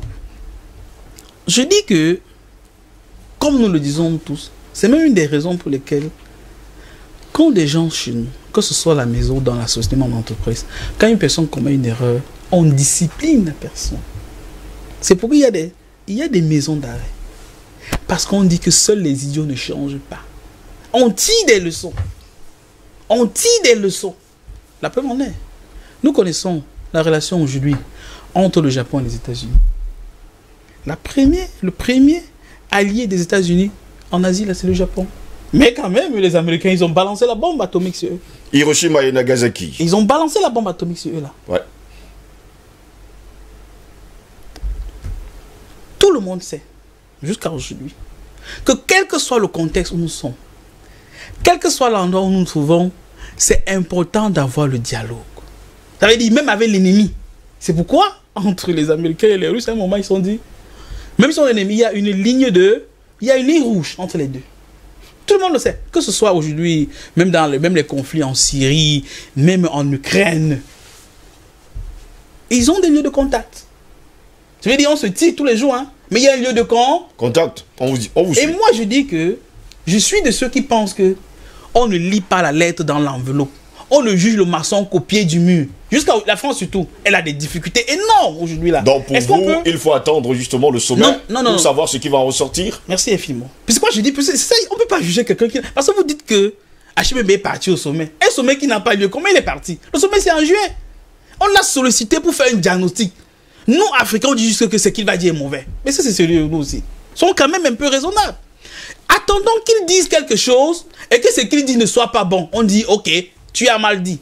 C'est exactement à la maison. Quand l'enfant commet une erreur, vous amenez l'enfant. Vous ne pouvez pas arrêter dans votre esprit que l'enfant ne peut qu'échouer. Surtout que le contexte est à notre avantage. Quand la France fait tout cela, la France, c'est même pas...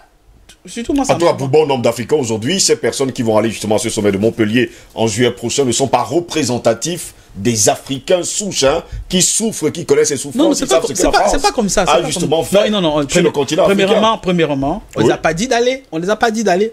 Ils font des propositions. Les propositions qui peuvent être implémentées. Attendons ce qui va être implémenté. Je n'est pas à la fin du monde.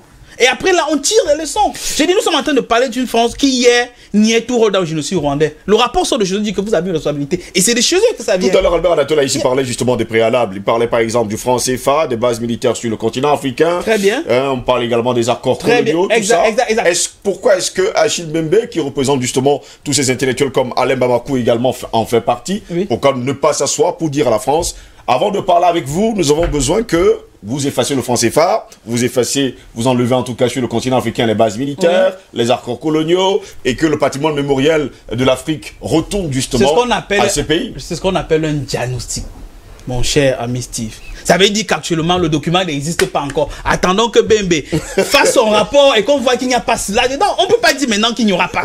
Est-ce qu'on se comprend? La question du franc CFA, mais tout le monde en a parlé sur le continent.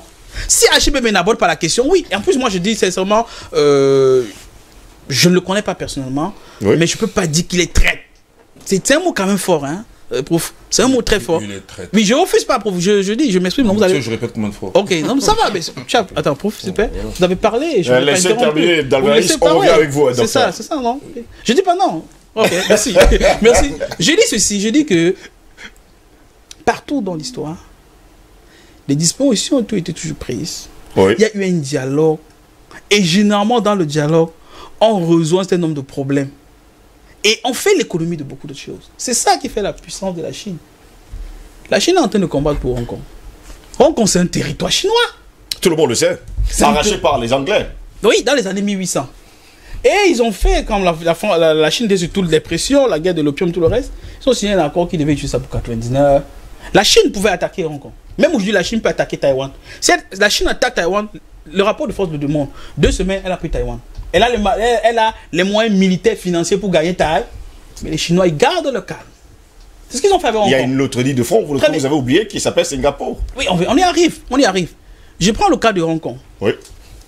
Quand le bail est fini, je crois en 1997, les Chinois ont dit, ok, les Anglais, nous sommes plus puissants que vous. Mais comme on s'était entendu, on se sépare posément. Et graduellement, ils ont rétrocédé encore à la Chine. Et vous avez vu ce qui s'est passé avec les Chinois. On dit quoi là? Une nation, 2 systèmes. Le système du parti unique total, d'une économie totalement centralisée, qui s'applique sur la Chine continentale. Mais quand même, Hong Kong est parmi les premières places financières du monde. Et elle a gardé tous ces avantages-là. Ce qui fait que la plupart des capitaux, quand il y a des crises sérieuses dans le monde occidental, notamment que ce soit à la City de Londres, que ce soit à Wall Street, les capitaux sont en train d'être drainés vers Hong Kong. Et ces capitaux ont beaucoup permis d'investir à la Chine. Pourquoi? Parce qu'il y a eu malgré qu'il y avait une inimitié, il y a quand même un lien de dialogue. C'est-à-dire de parler. Merci. Ça fait économie de beaucoup de choses. Moi, je pense que oui, nous sommes dans un contexte avec une puissance, notamment la France, qui nous a martyrisés, qui nous paye, mais ça ne veut pas dire que si elle demande de revoir nos relations, nous allons seulement dire qu'on ne peut rien. J'ai dit non, il faut toujours écouter. Docteur Jean-Paul Bellec, pour bon nombre d'Africains aujourd'hui, d'ailleurs la majorité, il aurait été de bon ton pour Emmanuel Macron d'appeler à la table des négociations les nationalistes qui aiment bien l'Afrique que d'appeler justement ces intellectuels soi-disant qui aujourd'hui, en tout cas, semble, enfin pour lui, Emmanuel Macron, représenter, en tout cas, l'Afrique. Il n'était même pas de bon ton qu'il appelle les nationalistes, parce qu'il le fait, ils ne viendront pas. Oui. Puisque moi, je pose là, d'emblée, que pour vous, jusqu'à peu de contraire, tous ceux, y compris d'Alvaris, là, tous ceux qui vont mettre le pied en France pour aller à cette conférence de Macron, pour moi, sont des traîtres. Ok? C'est comme ça, j'ai posé on vous a compris. Mon hypothèse dès le départ, et mon prononcianto. Tous ceux qui iront là-bas, ils seront déclarés traîtres. Ceux qui ne sont pas encore, qui n'iront pas, tant mieux. Mais ceux qui vont, on les voit là, ils parlent, c'est des traîtres. Quoi qu'ils négocient, ils sont mandatés par qui? D'Alvaris. Quand je dis que je suis dessus, de plus en plus, hein, je te le dis là. Voilà, ça veut pas dire que c'est pour ça qu'on va se fâcher. Non, on ne peut pas se fâcher, tu le Bon, sais. très bien, ok. Tu Mais on connais est quand même, la je suis quand même dessus parce que tu dis. Oui, oui, Parce que je te mais connais par ailleurs. je suis pas déçu parce que tu dis. Je te soupçonne de négocier le CFA. Bon, ok. Mais je. Oui. Allons-y, messieurs. C'est un soupçon. Hein. Oui, je suis pas déçu de C'est toi. un soupçon Je suis seulement. pas déçu. Je te soupçonne. Attends, non. Oui, mais moi, je te soupçonne. Voilà, mais moi, je te soupçonne pas dans tous les cas. Je dis pas que c'est vrai. Ok. Je ne dis pas que c'est vrai. Oui, Mais tu es Camerounais, je suis Camerounais. Oui. Et les Camerounais, mais moi, ils aiment bien le mangeoir. Non, je te soupçonne et les pas. Camerounais sont corrompus. Nous savons, non? J'espère que Monsieur, tu m'accuses pas de corruption puisque j'ai pas le même point de vue que J'espère toi. que tu vas pas me décevoir à ce niveau-là. Non, j'espère que tu m'accuses pas de corruption. Mais ne va pas là-bas. Messieurs, on n'est pas là pour ça. Allons-y. En France. Non, exprime-toi s'il te plaît. Ok, je Là, il m'excuse. n'ira pas en France, ne vous inquiétez pas pour Mais ça. non, on n'est pas à ce niveau. C'est oublié. mon ami, il le reste. Laissez le docteur Non, Bellec. ils peuvent aller en France, hein. Mais pas pour Macron. Allez-y, docteur Voilà. Jean-Paul Bellec. On vous Je écoute. dis, hein. Oui. D'Alvaris. Tout à l'heure, excuse-moi, je ne sais pas de ping-pong, mais exact. On vous suit. il a dit, j'étais là. Oui. Tu as parlé du peuple Bassa et du peuple Bamileke. Là aussi, tu me déçois. Tu croyais que la déception, c'était seulement... Non, elle a plusieurs niveaux. Hein. Non. Laisse-moi finir, maintenant je parle. Oui, puisque... Mais là, tu me déçois, c'est pas ton temps, prof. Oui, d'accord. Je te mais connais laisse-moi- pas comme ça, tu prof. as demandé Tu la es parole. quelqu'un de très posé. Oui, Qu'est-ce qui t'arrive ce matin? À la Messieurs, s'il guerre, vous plaît. comment à la guerre. Messieurs, s'il On n'est pas en guerre, on est dans en ce guerre. débat. On est Voilà. dans ce On débat. n'est pas dans la même vision. Moi, Messieurs, s'il vous plaît, un peu de calme, un peu de courtoisie, allons-y. Nous ne sommes pas souverains. Oui. C'est nous, on est en guerre. Ça s'appelle la guerre. Et moi, je Ah, pense je que nous sommes en disais guerre. entre nous. Oui, avec le colon. Pas avec toi. Ah, ok. Attends, merde. Quand même. On va pas aller se rester. Voilà la télévision, messieurs. Allons-y. On vous suit. C'est un mot français. C'est souvent pas... c'est parfois... Non, mais revenons justement à notre Je thématique. te porte chance. Voilà. Ouais, donc, Revenons à notre thématique faut pas ce matin. exciter la sonorité. Alors, je dis, hein, Oui. quand Oumniobé va à l'ONU en 1952, il finit son discours en disant tels sont tant pour lequel le peuple, il n'a pas dit les peuples. Le peuple camerounais m'a mandaté. Non, le peuple de mon pays Oui. m'a mandaté. Le peuple. Donc il n'y a pas de peuple Bassa, peuple Bamileke dans cette optique-là. Pourquoi? Parce que si c'est le cas, on peut opposer des peuples pour avoir des intérêts divergents. Il y a des populations, d'où l'union des populations du Cameroun, c'est au pluriel. Il y a des populations au Cameroun, mais c'est un seul peuple. Qu'on pourrait même étendre au niveau de toute l'Afrique. Et c'est là que les Blancs n'aiment pas trop. Les Blancs colonialistes, évidemment, on se comprend les communistes. Oui. Parce qu'ils voient l'unité de l'Afrique, ça va pas. David, tu vois, corrige-toi. Tu vois? Tu ne savais pas que c'était jusqu'à ce niveau-là. Moi, je savais que tu étais quelqu'un de bien. Non, j'ai pas de problème. Mais attends, laisse-moi finir. Il n'y a plus que des exemples simples. Bon, excuse-moi, je te laisse la parole. Alors. Non, ça va. Je m'excuse, très sincèrement. Non, comme tu veux. Non, ça va, je vais plus. On est tous dans la lutte, non? Exact. Bon, alors, autre chose. Je te dis que l'histoire ne se répète pas. Pour toi, Davaï, ça se répète parce que tu n'es pas dans le dossier mathématique. Mais pour moi, Jean-Paul Bellec, dans le dossier mathématique, ça ne se répète pas. Puisque tu as dit que les acteurs changent. Si tu changes les acteurs, ce n'est plus la même histoire. On ne danse plus le même tango parce que ce n'est pas les mêmes danseurs. Tu as changé les acteurs, donc ce n'est pas la même histoire. Et je le sais, puisque moi, je dis même la cosmologie. L'univers est dynamique. Ce n'est pas la même configuration. Tu sais que quand tu regardes le ciel la nuit, si il y a cette nuit le ciel, tu regardes les étoiles, leur position, si tu fais ça avec précision, tu peux savoir quelle année nous sommes, même quelle heure qu'il est, quel mois, quel jour. Ce n'est pas le même ciel. Le ciel change. En regardant le ciel, on a le temps. S'il n'y avait pas la réforme grégorienne, tu peux même donner exactement qu'il y a eu tel événement, tel jour, parce que j'ai vu tel ciel. C'est les humains qui viennent faire des réformes pour qu'après on est obligé de s'arrêter 2 secondes pour faire une petite correction pour tenir compte de cette réforme. Oui. Voilà. Mais sinon, au niveau astronomie, observer le ciel, c'est on déduit la durée, le temps, l'heure, l'année, etc. Donc, c'est dynamique, ça change. C'est pas la même chose. Voilà. D'ailleurs, toi-même, quand tu es né bébé, et aujourd'hui, c'est pas la même personne. Donc, le temps qui passe là change les choses, c'est pas la même chose. C'est pour ça que nous sommes obligés de tenir compte non seulement de nos aînés, leurs erreurs et leurs ambitions, mais aussi l'ennemi, ses erreurs et ses ambitions. Effectivement, tu as dit qu'il faisait des erreurs. Mais moi, je suis dans une logique de lutte. Hein. Donc, ce n'est pas entre Davaïs et moi ou tout autre et moi. Je voulais seulement mettre ces choses au point. La logique, lui, veut quoi? Elle veut que Macron veut se racheter un second mandat qu'il savait dès le départ qu'il n'aurait pas. Attali a dit que c'était un one-shot. Macron veut montrer qu'il est tellement plus intelligent que tout le monde que du one-shot qu'il était, il est capable de devenir second shot. C'est-à-dire que... two shots, je veux dire, two shots. Et que deuxième candidature. Oui. Voilà. Mais pour cela, ce n'est pas au peuple français qui se réfère. Parce que ce n'est pas la peine de mettre les Africains, c'est pour s'adresser aux Français. Les Français n'en tiendront pas compte. Ils se réfèrent aux talmudistes, les mêmes qui l'ont mis là. Il faut donc qu'il gagne une bataille. La bataille, c'est montrer aux talmudistes qu'il est capable de faire piller l'Afrique. D'avoir de nouveaux... que pour un second mandat en Afrique, puisque c'est l'Afrique qui est en perdition pour eux, et c'est là qu'ils tirent leurs bénéfices, montrer qu'il est capable de créer des interlocuteurs qu'on peut remettre au pouvoir Et lui, qui les a créés, sera donc le plus apte à être encore là devant eux. Il est en train d'essayer de gagner un mandat par cet amudiste. Parce qu'il sait que par le prof français, il ne les aura pas. Et que ce soit de gauche ou de droite, il ne les aura pas. Parce qu'à gauche, ben, il a tué les gilets jaunes. Hein.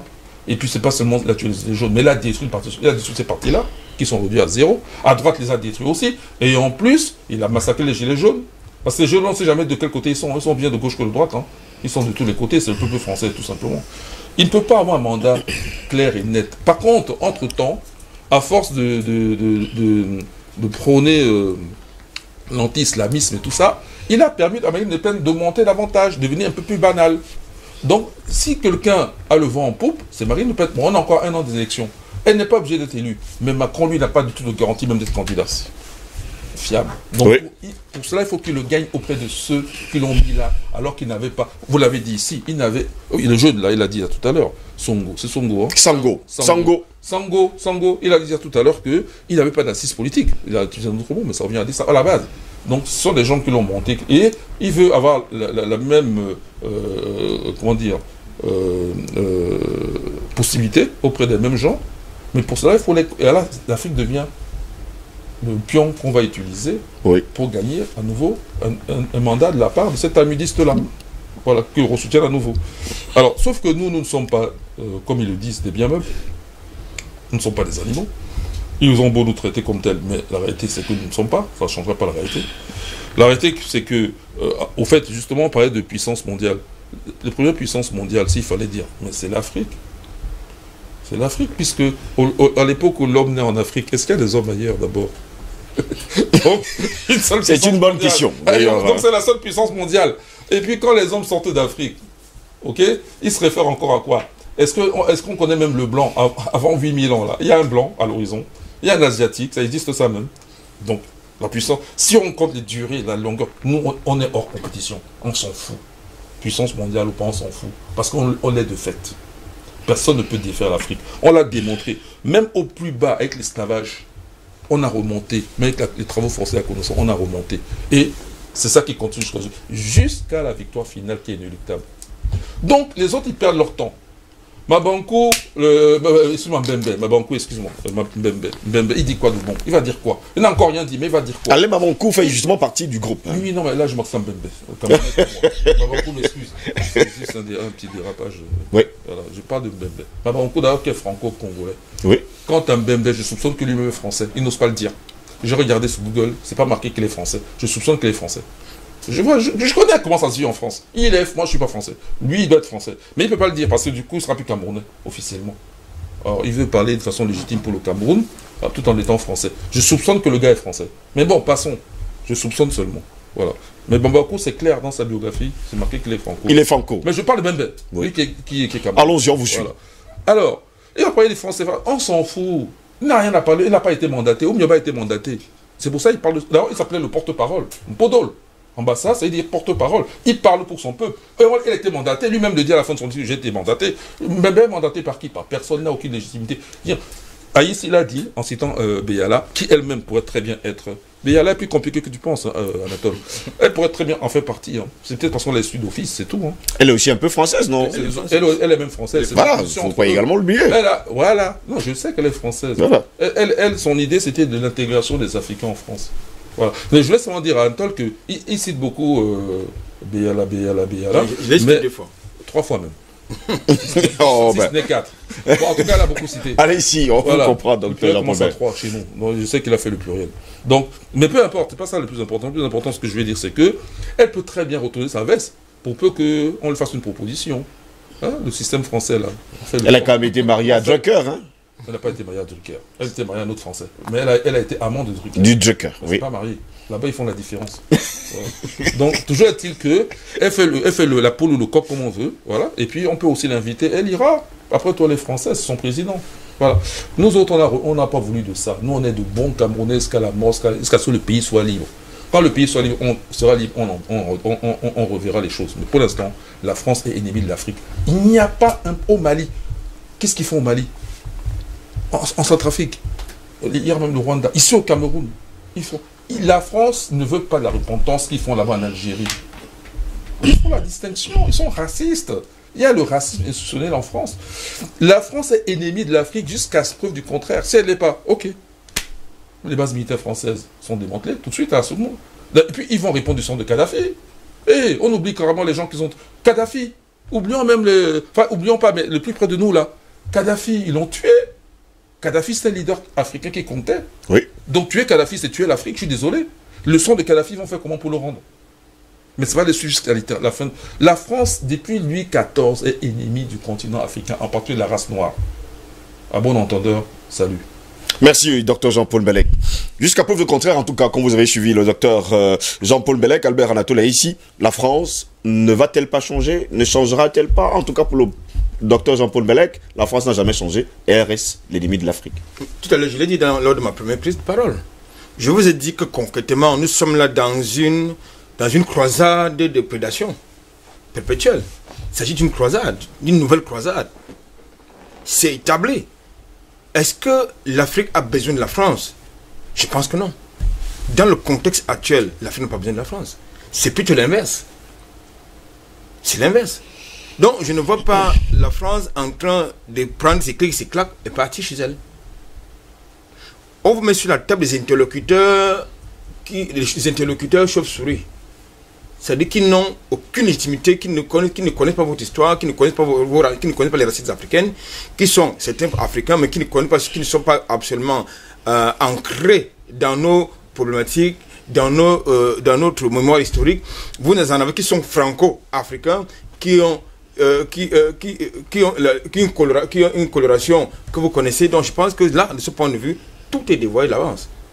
Et tout à l'heure, il faut que je revienne là-dessus. Lorsque un individu, fut-il président de la République de la France, mandate ses ambassadeurs de ne pas rencontrer uniquement des officiels, mais également d'autres leaders politiques, ça veut dire que nous sommes en plein pied dans la pérennisation de cette relation naziste. C'est une relation naziste parce que quand vous faites l'inventaire de ce fameux partenariat entre guillemets entre l'Afrique et la France, vous voyez tranquillement que la balance penche au profit de la France et au détriment de l'Afrique, des intérêts de l'Afrique. D'abord à travers ces multinationales prédatrices et ensuite à travers la politique française de l'Afrique. C'est ça qu'il s'agit. Et vous avez également cette perpétuation d'une relation de condescendance. C'est-à-dire, lui, Macron, il s'assoit comme le grand vizir. Autour de lui, il y aura quelques nègres qui vont venir l'écouter ponctuer, parler de l'Afrique, sans connaître l'Afrique. Mais ils ne connaissent pas l'Afrique. Ils ne connaissent pas les Africains.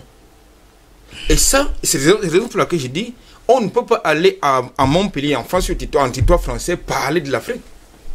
Ça doit se passer sur le continent africain. Oui. Là encore, c'est du mépris, c'est de l'irrespect, c'est du paternalisme, c'est de la condescendance, de l'arrogance que nous décrions. C'est-à-dire qu'il devait ravaler sa fierté. Lui, M. Macron, il vient avec humilité sur le continent africain, s'adresser aux Africains.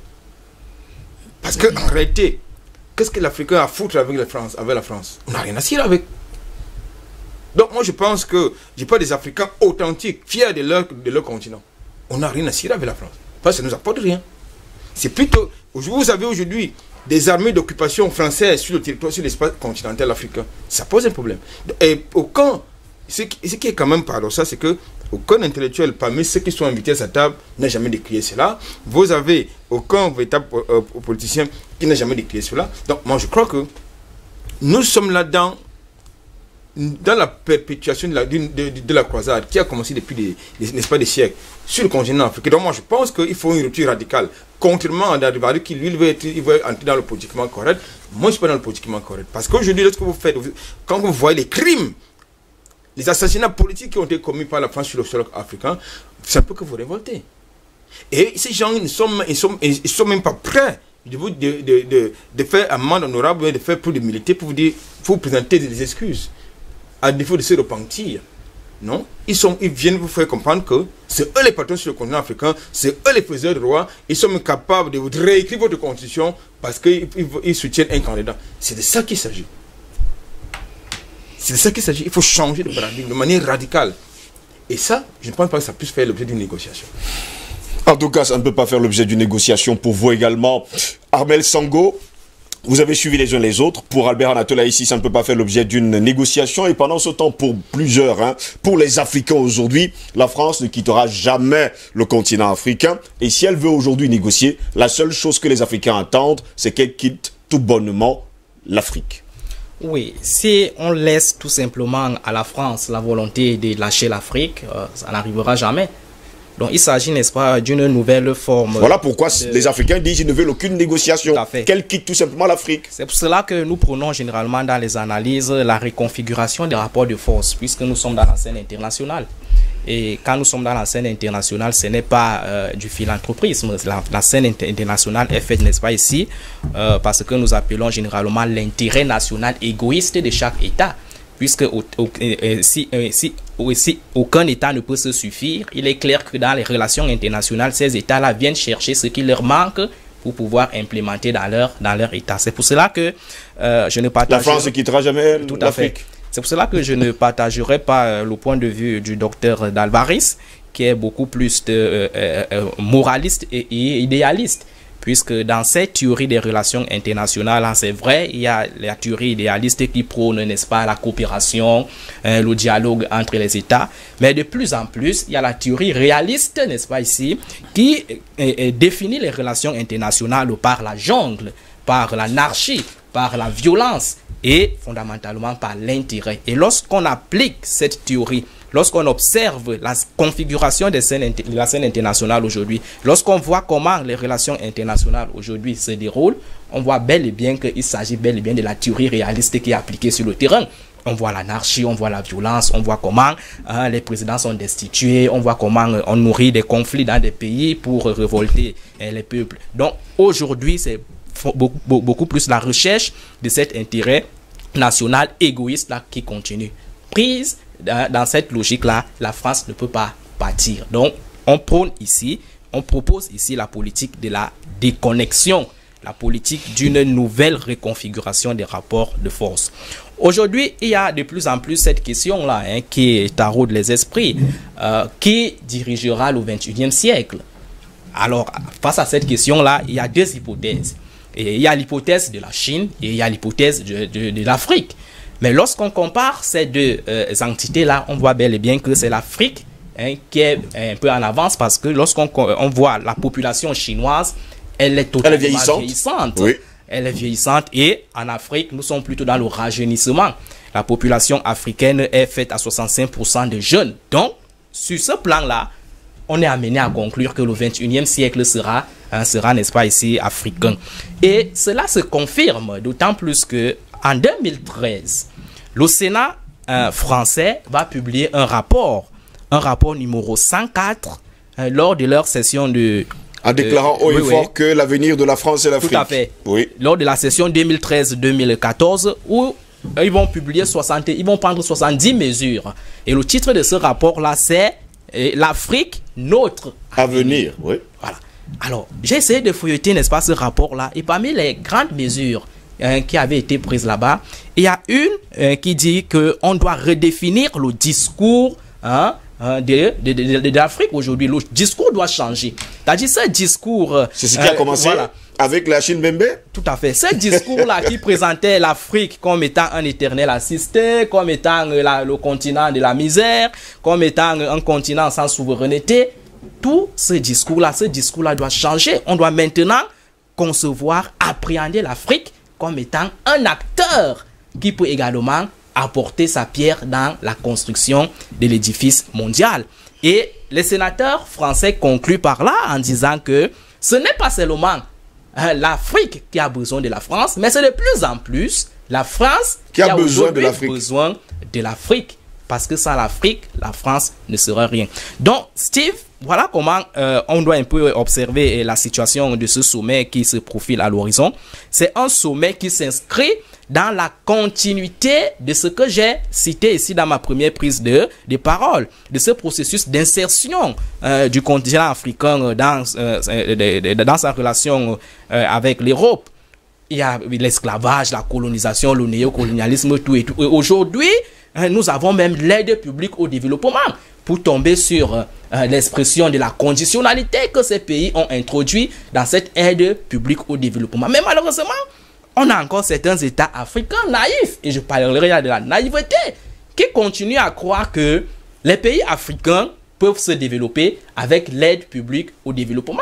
Et ça, c'est même l'objet de ma thèse de doctorat, et que je suis en train de démontrer que, en réalité, il s'agit là d'une instrumentalisation de l'aide publique au développement.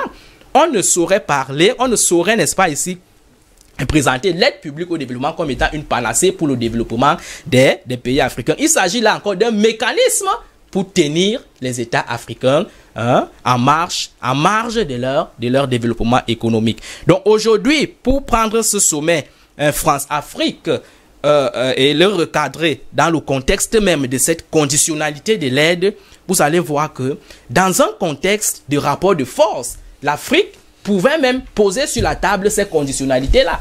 Et parmi ces conditionnalités-là, l'initiative même est de convoquer le sommet Afrique-France, puisqu'il s'agit des problèmes africains. On ne peut pas parler des problèmes de ta maison hors de ta maison. Donc, il était question que l'initiative même revienne à l'Afrique. Et tel qu'on voit même comment cette relation France-Afrique s'est déroulée depuis l'histoire, c'est toujours la France qui a pris l'initiative d'inviter le sommet, tout et tout et tout. Et je chuterai là par ceci, Steve. Et vous n'allez pas me refuser parce que vous n'avez jamais rien refusé. Par la problématique du statut du professeur Achille Mbembe. Je pense qu'on devrait beaucoup plus s'appesantir sur les vices de procédure qui accompagnent même cette invitation-là et cette convocation-là, que de préjuger sur la crédibilité de l'intellectualisme même d'Achille Mbembe. Parce que Achille Mbembe, on l'a présenté ici comme un philosophe, c'est aussi quelqu'un qui a beaucoup apporté dans les sciences politiques. Et parlant des sciences politiques, il est le politiste qui a fondamentalement travaillé sur la dénonciation de la politique coloniale, de la politique impérialiste, de la politique du ventre. C'est quelqu'un qui a dénoncé, n'est-ce pas, ces relais nationaux qui étaient souvent utilisés par ces relais étrangers pour déstabiliser l'Afrique. C'est quelqu'un qui a dénoncé la longévité des chefs d'État africains. Donc aujourd'hui, s'il est convoqué en France, au sommet de France-Afrique en France, il faudrait que cette convocation-là respecte la procédure. Et la procédure voudrait que, puisque c'est un sommet qui parle d'État à État, que le peuple camerounais, à travers par exemple son État, puisse agréer l'invitation d'Achille Mbembe, puisse, n'est-ce pas, ici poser son cachet pour dire que, ok, au sommet, n'est-ce pas, de France-Afrique de juillet prochain, voici notre représentant qui parlera au nom du Cameroun. Mais jusqu'ici, cela n'a pas encore été fait et le sommet de juin n'est pas encore arrivé. Nous ne pouvons que subordorer là-dessus. Jusqu'à preuve de contraire, il n'y a pas eu une telle démarche. Allez savoir justement ce qui va se passer et pour qui justement ces personnes vont rouler. Messieurs, permettez-moi de lire les messages de nos téléspectateurs ce matin. Bonjour Steve Ngos, et je voudrais saluer mon frère, le ministre Charles Blé Goudé, que j'ai eu hier pour lui témoigner la puissance de Dieu, qu'il sache que ce que Dieu a écrit, personne ne peut l'effacer. La pierre de Dieu écrase lentement, mais sûrement l'avenir nous réserve beaucoup de surprises. Pour ceux qui seront vivants, je prie le bon Dieu nous réserve en tout cas la vie pour pouvoir vivre ces moments forts de joie. En tout cas, le message est passé, hein. Etam et Alexandre, toi et moi, nous comprenons ce que vous venez de dire. Bonjour mes frères, continuons justement le combat. Souvent les Africains, s'il vous plaît, je suis sûr que le gouvernement ne connaît pas ce qu'il est en train de faire. Il veut tuer les Noirs à tout prix. C'est Ibrahim qui nous écrit depuis Ngousso, c'est du côté de Yaoundé.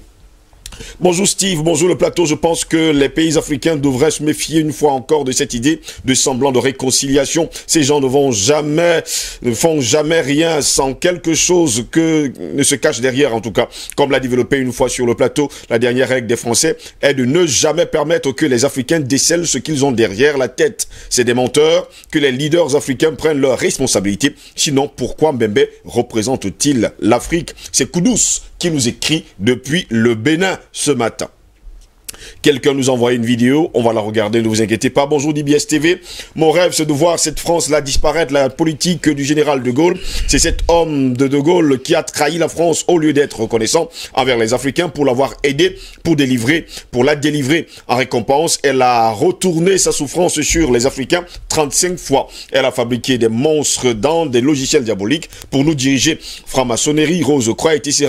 De Gaulle pouvait faire de l'Afrique ce que l'Amérique avait fait à l'Europe. Dès lors, sans se soucier du passé, elle veut continuer dans la même logique. Que Dieu punisse la France. C'est Ngamaleu qui nous écrit depuis Yaoundé. Bonjour Steve, que la France nous laisse en paix. Nous n'avons plus besoin d'eux. Qu'ils comprennent que les Africains ont ouvert les yeux et ils ne peuvent plus nous tromper comme ils ont fait avec nos parents. Je suis d'accord avec le docteur Mbelek sur ses propos. À la guerre comme à la guerre. C'est Alfred de PK12 qui nous a écrit ce matin lui aussi. Je salue DBS ce matin. Si le président Macron toujours veut les intellectuels africains, donc il faut savoir que l'Afrique sera toujours dans la main des Français. Bien sûr que Macron aime l'Afrique. Lui-même, c'est un Africain. François Félix, depuis Accra au Ghana, la capitale économique de la France et l'Afrique depuis la Première Guerre mondiale. Pourquoi la France? François Félix nous a écrit donc depuis Accra au Ghana ce matin. Bonjour à toute l'équipe de DBS matinale, bonjour au docteur Mbelek, bonjour à 3A, bonjour Steve. La France est la pire chose qu'ait connue l'Afrique. Assassine, menteuse, démagogue, voleuse, on ne peut et on ne doit rien attendre d'elle. Nous devons continuer le combat de faire partir ces brigands de nos pays. Le sentiment anti-français doit évoluer sur tous les plans. Cette rencontre n'est qu'une pure distraction et nous ne devons jamais fléchir car la France a toujours utilisé cette démarche pour mieux asseoir ses plans et pour nous endormir. Ces gens ne nous aiment pas et ne nous aimeront jamais. Mais n'oubliez pas, nous avons des traîtres parmi nous. Bama Guaté nous a écrit depuis Lokbaba, c'est ici à Douala. Bonjour Steve et à tout le panel, merci à vous pour le travail d'éveil. Le docteur Jean-Paul Mbelek a raison face au problème. Macron a pour habitude d'organiser des dialogues pour calmer le jeu seulement. Nous ne sommes pas dupes car la décision, comme vous l'avez à plusieurs fois démontré, n'est pas dans ses mains. Il a eu des rencontres citoyennes avec les maîtres suite au soulèvement des Gilets jaunes et une autre appelée Convention citoyenne pour le climat pour séduire les écolos. Mais rien de bon en est sorti pour le moment. Au contraire, il y a eu polémique car il n'a pas respecté la parole de prendre les propositions sans filtre. 3A a raison car le casting ne reflète pas les intellectuels défendant les vrais problèmes africains. Mais en effet, un des processus de recrutement des endocollants. Nous sommes aussi dans un marketing de communication pour la population française. Le Rwanda a rompu les ponts pendant quelques années pour se reconstruire, rétablir une relation normale avec la France. La preuve, les dernières actualités des deux pays, le respect est aujourd'hui réciproque. Voici un réseau social développé par un Burkinabé pour faire face aux censures. Merci et excellente journée. C'est tout simplement Elodie qui nous écrit de Bangui en République centrafricaine. Le raisonnement du monsieur en chapeau est vraiment décevant. On ne doit pas négocier avec la France à propos de notre liberté. Je pense qu'on doit leur faire la guerre. La France cherche d'autres alternatives pour pérenniser leur atrocité en Afrique. Ce Achille Mbembe ne nous représente pas tous. Cette personne n'a pas laissé son nom, mais elle nous écrit depuis le Togo ce matin. Bonjour Steve ainsi que le plateau. J'ai une question pour Dr Mbelek. Si les accords léonins ont pris fin en décembre dernier, pourquoi les pays de l'Afrique centrale ne quittent pas le franc CFA? C'est Karl qui nous écrit depuis le Burkina Faso ce matin précisément à Bobo Dioulassou. Il déclare à mon avis, monsieur Dalvaris se trompe à négocier. On ne négocie pas avec un voleur. S'il vous plaît, Steve, évitez d'inviter des infiltrés sur vos plateaux. C'est Boakal qui nous écrit depuis le Burkina Faso précisément à Bobo Dioulassou. Non, vous n'avez pas bien compris Dalvaris. On se comprend en tout cas. Bonjour Steve, bonjour à tous les panélistes et bonjour aux hommes de l'ombre sans qui l'IS ne serait pas possible. Bonjour particulier au président Barakani. Son absence nous manque beaucoup. Cette initiative a été prise à des fins précises. C'est de la roubladise tout simplement. Je suis tout à fait d'accord avec le professeur Mbelek. Kalix Béala, dans certaines de ses sorties, a dénoncé le choix des personnes et les manœuvres. Jamais la logistique talmudique nudiste ne changera si nous ne nous armons pas d'un mental en acier et des armes qu'il faut pour sortir de ce marasme profond. Steve, la conscientisation des masses critiques africaines que vous faites est à l'origine des paniques divers dans le camp adverse. Je suis à fond pour le retour de nos valeurs culturelles et spirituelles. C'est Rodrigue Florent Biacop qui nous a écrit ce matin. Ils sont d'ailleurs nombreux. Hein. Il y a également Rosette Yogok qui nous demande d'ailleurs les nouvelles du président Badakani. Ne vous inquiétez surtout pas. J'étais avec lui vendredi. Il va très bien. Il se porte super bien. Il a encore le temps de remettre ses affaires en ordre parce qu'il a été malade pendant un bon bout de temps. Il est en train de mettre les affaires en ordre. Mais il sera là dès cette semaine ou alors la semaine prochaine. Il nous l'a donné. Il nous a dit d'ailleurs hein, hautement. Il nous a fait cette promesse qu'il sera de retour dans les jours qui viennent. Si ce n'est pas ce vendredi, ce sera forcément lundi prochain. Alors ne vous inquiétez surtout pas. Le président Badakani se porte à merveille. Bonjour Dibiès, bonjour Ngos, Goudiou, ici. Vous savez, chers panélistes, la France n'a plus rien à nous dire que de continuer à nous mentir et ne peut pas prendre quelqu'un de son choix pour parler au nom de l'Afrique. Macron est pire que ses prédécesseurs. Oublions Macron. C'est un enfant malade de la France, monsieur Goudiou. Laissez Achille profiter des fruits de la corruption. Concernant les objets volés, ils nous disent d'aménager l'endroit où nous allons les mettre. Ils ont pris ça où? C'est eux qui doivent disparaître de l'Afrique et l'Afrique restera. On avance. Bonne journée à vous. C'est Eladji Sikuruta Momo qui nous écrit depuis Porto Novo au Bénin ce matin. Les messages sont tellement nombreux. Je ne sais pas si je pourrais tous les lire parce que dans une minute, nous allons mettre la clé sous le pinceau. Avant, il faut que je réagisse. Une seule minute. Une seule minute. Merci. Bon, non, 30 secondes normalement parce qu'on est terminé. Oui. Réagissez. Oui, je dis que je suis tout à fait d'accord avec les points de vue sur le plateau. Oui. À quelques exceptions près. Je ne dis pas d'aller négocier. Ça, pour vous, pour les gens il faut d'abord attendre pour que... Oui, mais moi je dis ça. Moi je dis que moi je ne suis pas... Je ne partage pas le point de vue de la présomption de culpabilité oui. du procès qu'on veut faire à Chibembe avant même le sommet. Moi je suis là. Moi je dis, on juge le maçon au pied du mur. On ne peut pas conclure que ce qu'il va dire est mauvais alors qu'on n'a même pas, il n'a même pas encore travaillé. Donc il faut attendre le jour prochain. Maintenant oui, je finis disant ceci. Justement, contrairement à ce que nous pouvons nous dire, la plupart des puissances sont cruelles. Et si vous avez... Moi, je côtoie les Chinois. Mais si vous voyez la cruauté de leur système, vous allez fuir. Les Russes, là. Mais travaillez avec les gars de la 11e division. Mais c'est des... Même bavarder avec eux-mêmes en Djamena, même ici au Cameroun. Ne voyez pas l'angélisme, là. Mais c'est qu'ils font en bas. C'est ce que les Chinois font au Cameroun. Ici même à Douala. Ce que je dis juste, c'est que nous sommes à un tournant de l'histoire. Nous, le colon, c'est-à-dire le français, a des failles et présente des signes de faiblesse. Nous pouvons exploiter cela. Et beaucoup de puissants de par le monde entier ont des difficultés. Notre ami M. Sango a fait allusion tout à l'heure à la Chine. Merci.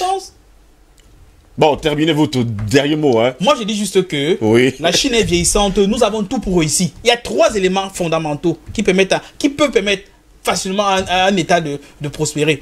Nous avons une population qui est extrêmement jeune, la plus jeune du monde. Nous avons un marché qui est parmi les plus grands du monde. C'est 2 milliards d'habitants, malgré les fausses statistiques. Donc plus que la Chine, plus que l'Inde. Et surtout, nous avons ce que d'autres n'ont pas. Nous avons les ressources naturelles. Avec tous ces éléments-là, on n'a pas besoin de la France pour pouvoir nous en sortir. Mais ça ne veut pas dire que si on demande à un de nos compatriotes de faire un rapport, de faire une diagnostic froide de la situation, on l'accuse directement de corruption. Merci beaucoup Dalvaïs, docteur Dalvaïs Goudou d'avoir été là ce matin. Merci à vous le docteur Jean-Paul Mellet d'avoir également été là ce matin. Oui, je dirais merci d'avoir invité, j'en dirai pas plus pour ne pas prolonger le débat. Merci beaucoup. Alors Anatola ici, merci à vous également d'avoir été là ce matin. Écoutez, ce fut un plaisir comme d'habitude. Hein. Et sans oublier que Armel Sango, c'était son baptême de feu dans DBS ce matin. Merci à vous également d'avoir été là ce matin. C'est moi qui vous remercie Steve et je chuterai en disant que le 21e siècle est africain. Donc c'est l'occasion pour l'Afrique de redéfinir les rapports de force pour que l'avenir se fasse avec elle. Bon vent justement pour votre doctorat. Merci.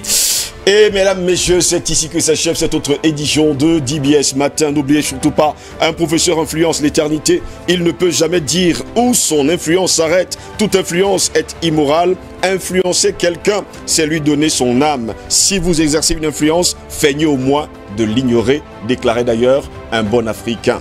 Mesdames, messieurs, au plaisir de vous retrouver demain. Bonne journée à toutes et à tous. S'il plaît à Dieu, on va se retrouver forcément demain lorsqu'il sera 7h, heure d'Afrique centrale. Au revoir.